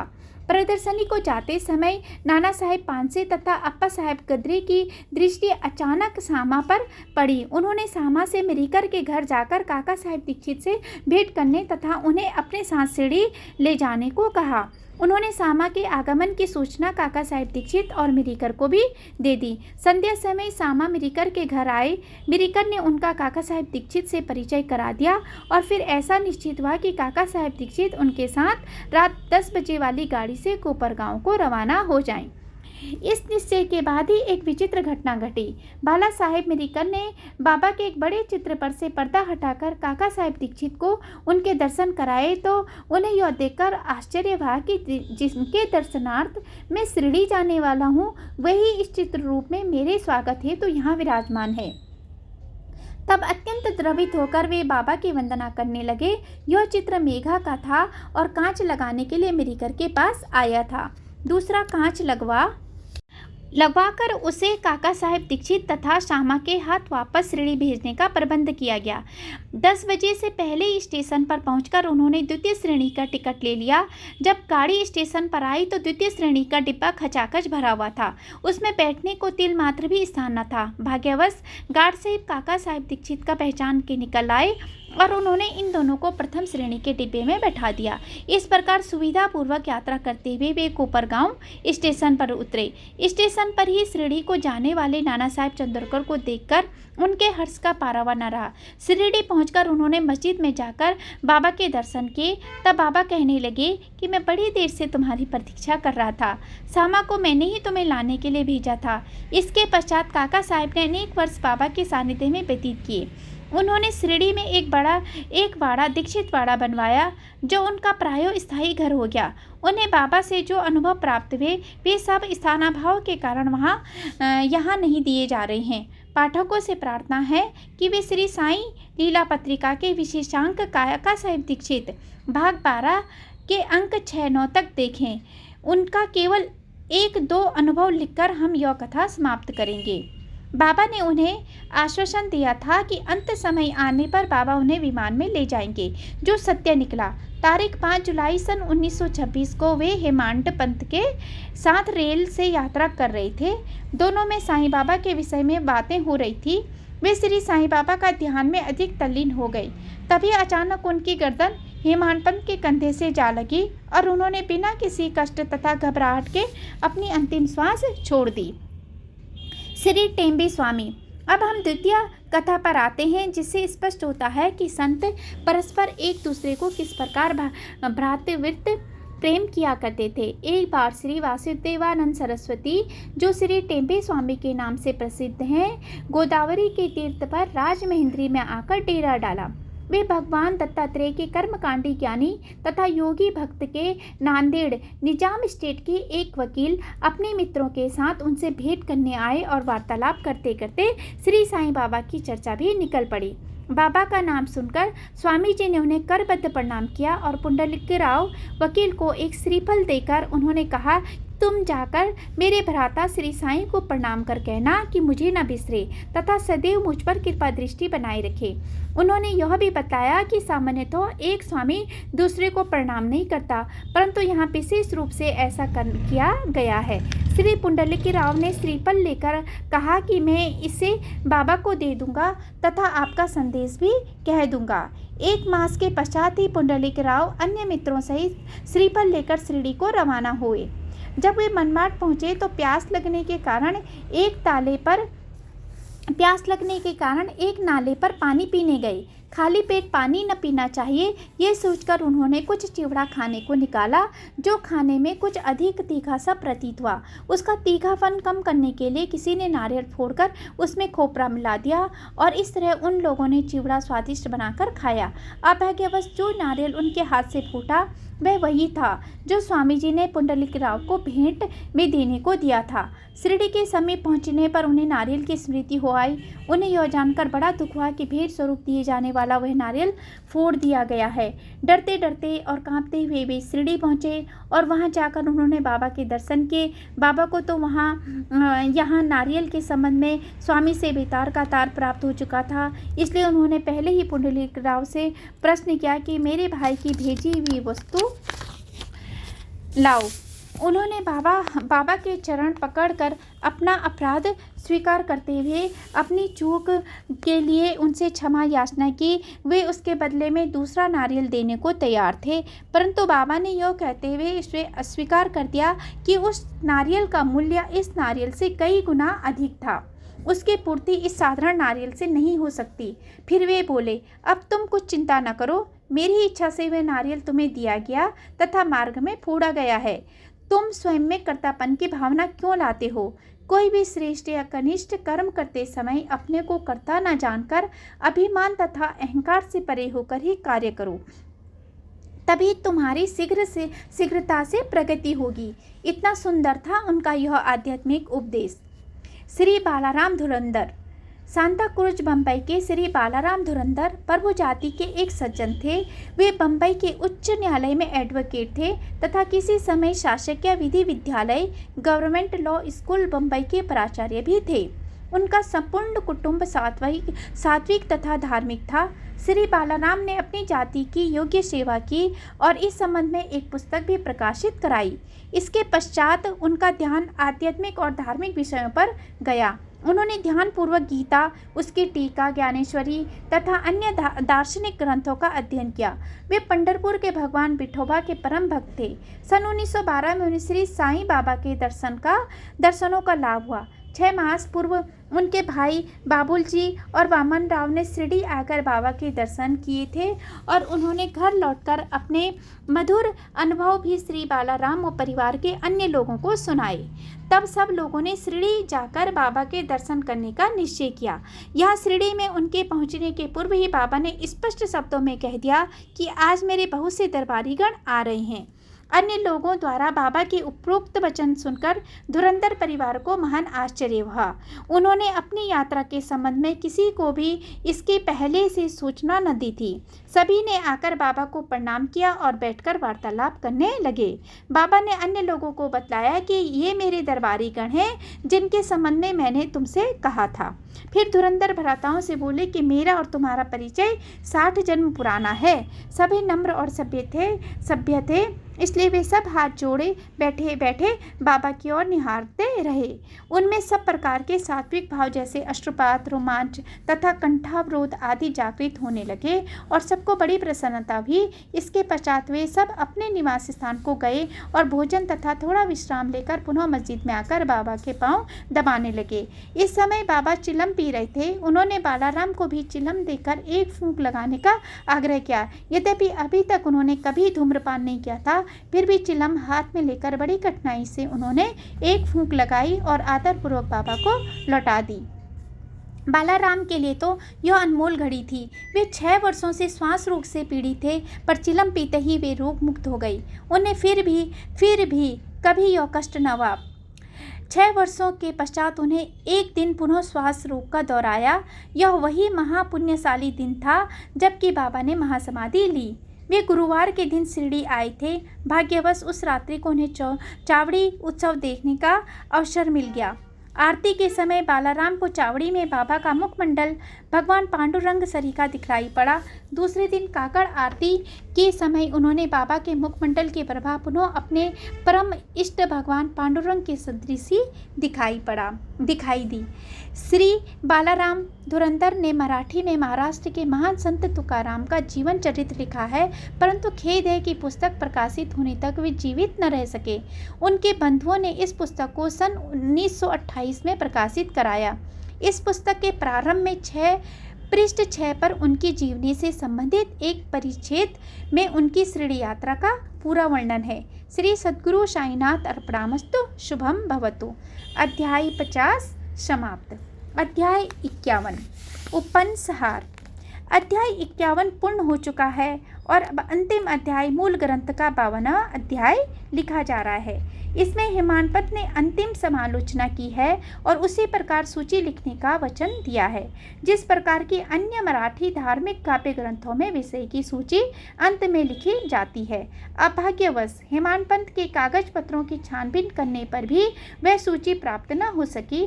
तब बाबा के एक योग्य तथा धार्मिक भक्तगण ठाणे के अवकाश प्राप्त मामलतदार श्री बी देव ने उसे रचकर प्रस्तुत किया। पुस्तक के प्रारंभ में ही विषय सूची देने तथा प्रत्येक अध्याय में विषय का संकेत शीर्षक स्वरूप लिखना ही आधुनिक प्रथा है। इसलिए यहाँ अनुक्रमणिका नहीं दी जा रही है, अतः इस अध्याय को उपन्यासहार समझना ही उपयुक्त होगा। अभाग्यवश हिमानपंत उस समय तक जीवित न रहे कि वे अपने लिखे हुए अध्याय की प्रति में संशोधन करके उसे छपने योग्य बनाते। श्री सद्गुरु श्री साईं की महानता। हे साईं, मैं आपके साष्टांग चरण वंदना कर आपसे शरण याचना करता हूँ, क्योंकि आप ही इस अखिल विश्व के एकमात्र आधार हैं। यदि ऐसी ही धारणा लेकर हम उनका भजन पूजन करें तो यह निश्चित है कि हमारी समस्त इच्छाएं शीघ्र पूर्ण होगी और हमें अपने परम लक्ष्य की प्राप्ति हो जाएगी। आज निंदित विचारों के तट पर माया मोह के झंझावत से धैर्य रूपी समुद्र तूफान उठ खड़ा हुआ है, जिसमें क्रोध और घृणा रूपी घड़ियाल तैरते रहे और अहम भाव एवं संदेह रूपी नाना संकल्प विकल्प के भंवरों में निंदा, घृणा और ईर्ष्या रूपी अगणित मछलियां विहार कर रही हैं। यद्यपि यह समुद्र इतना भयानक है कि तो भी हमारे सद्गुरु साईनाथ महाराज इसमें अगस्त्य स्वरूपी हैं। इसलिए भक्तों को किंचित मात्र भी भयभीत होने की आवश्यकता नहीं है। हमारे सद्गुरु तो जहाज हैं और वे हमें कुशलतापूर्वक इस भयानक भवसागर से पार उतार देंगे। प्रार्थना। श्री सच्चिदानंद साईं महाराज को साष्टांग नमस्कार कर उनके चरण पकड़कर हम सब भक्तों के कल्याणार्थ उनसे प्रार्थना करते हैं कि हे साईं, हमारे मन की चंचलता और वासनाओं को दूर करो। हे प्रभु, तुम्हारे श्री चरणों के अतिरिक्त हमें किसी अन्य वस्तुओं की लालसा न रहे। तुम्हारा यह चरित्र घर घर पहुँचे और इसका नित्य पठन पाठन हो, और जो भक्त इसका प्रेम पूर्वक अध्ययन करे उनके समस्त संकट दूर हों। फलश्रुति अध्ययन का पुरस्कार। अब इस पुस्तक के अध्ययन से प्राप्त होने वाले के संबंध में कुछ शब्द लिखूंगा। इस ग्रंथ के पठन पाठन से मनोवांछित फल की प्राप्ति होगी। पवित्र गोदावरी नदी में स्नान कर शिरडी के समाधि मंदिर में श्री साईं बाबा की समाधि के दर्शन कर लेने के पश्चात इस ग्रंथ का पठन पाठन या श्रवण प्रारंभ करोगे तो तुम्हारे त्रिविघ्न संकट भी दूर हो जाएंगे। समय समय पर श्री साईं बाबा की कथा वार्ता करते रहने से तुम्हें आध्यात्मिक जगत के प्रति अभिरुचि हो जाएगी, और यदि तुम इस प्रकार नियम तथा प्रेम पूर्वक अभ्यास करते रहे तो तुम्हारे समस्त पाप नष्ट हो जाएंगे। यदि सचमुच ही तुम आवागमन से मुक्ति चाहते हो तो तुम्हें साईं कथाओं का नित्य पठन पाठन, स्मरण और उनके चरणों में प्रागढ़ प्रीति रखनी चाहिए। साईं कथा रूपी समुद्र मंथन कर उसमें से प्राप्त रत्नों को दूसरों को वितरण करो, जिससे तुम्हें नित्य नूतन आनंद का अनुभव होगा और श्रोतागण अधोपतन से बच जाएंगे। यदि भक्तगण अनन्य भाव से उनकी शरण जाए तो उनका मैं नष्ट होकर बाबा से अभिन्नता प्राप्त हो जाएगी, जैसे कि नदी समुद्र में मिल जाती है। और यदि तुम 3 अवस्थाओं अर्थात जागृति, स्वप्न और निद्रा में भी किसी एक में भी साईं चिंतन में लीन हो जाओ तो तुम्हारा सांसारिक चक्र से छुटकारा हो जाएगा। स्नान कर प्रेम और श्रद्धापूर्वक होकर जो इस ग्रंथ का 1 सप्ताह में पठन समाप्त करेंगे उनके सारे कष्ट दूर हो जाएंगे। यह जो इसका नित्य पठन या श्रवण करेंगे उन्हें भय से तुरंत छुटकारा मिल जाएगा। इसके अध्ययन से हर एक को अपनी श्रद्धा और भक्ति के अनुसार फल मिलेगा, परंतु इन दोनों के भाव में किसी भी फल की प्राप्ति होना संभव नहीं है। यदि तुम इस ग्रंथ का आदर पूर्वक पठन करेंगे तो श्री साईं प्रसन्न होकर तुम्हें अज्ञानता और दरिद्रता के पास से मुक्त कर ज्ञान, धन और समृद्धि प्रदान करेंगे। यदि एकाग्र चित्त होकर नित्य 1 अध्याय ही पढ़ोगे तो तुम्हें अपरिमित सुख की प्राप्ति होगी। इस ग्रंथ को अपने घर पर गुरु पूर्णिमा, गोकुल अष्टमी, रामनवमी, विजयादशमी और दीपावली के दिन अवश्य पढ़ना चाहिए। यदि ध्यानपूर्वक तुम केवल इसी ग्रंथ का अध्ययन करते रहोगे तो तुम्हें सुख और संतोष प्राप्त होगा और सदैव श्री साईं चरणारविंदों का स्मरण बना रहेगा। इस प्रकार तुम भवसागर से सहज ही पार हो जाओगे। इसके अध्ययन से रोगियों को स्वास्थ्य, निर्धनों को धन, दुखित और पीड़ितों को शांति मिलेगी तथा मन के समस्त विकार दूर हो जाएंगे, मानसिक शांति प्राप्त होगी। मेरे प्रिय भक्त और श्रोतागण, आपको प्रणाम करते हुए मेरा आपसे एक विशेष निवेदन है कि जिसकी कथा आपने इतने दिनों और महीनों से सुनी है उसके कलिमलहारी और मनोहर चरणों को कभी विस्मृत न होने दें। जिस उत्साह, श्रद्धा और लगन के साथ आप इन कथाओं का पठन या श्रवण करेंगे, श्री साईं बाबा वैसे ही सेवा करने की बुद्धि हमें प्रदान करेंगे। लेखक और पाठक इस कार्य में परस्पर सहयोग देकर सुखी होंगे। प्रसाद याचना। अंत में हम इस पुस्तक को समाप्त करते हुए सर्वशक्तिमान परमात्मा से निम्नलिखित कृपा या प्रसाद याचना करते हैं। हे ईश्वर, पाठकों और भक्तों को श्री साईं चरणों में पूर्ण और अनन्य भक्ति दो। श्री साईं का मनोहर स्वरूप ही उनकी आँखों में सदा बसा रहे और वे समस्त प्राणियों में देवादिदेव साईं भगवान का ही दर्शन करें। एवमस्तु। श्री सद्गुरु साईनाथ अर्पणामस्तु। शुभम भवतु। सप्ताह पारायण, सप्तम विश्राम। ओम श्री साईं यशोहकाय श्रीनिवासिने नमः। ओम श्री साईनाथाय नमः। ओम श्री साईनाथाय नमः।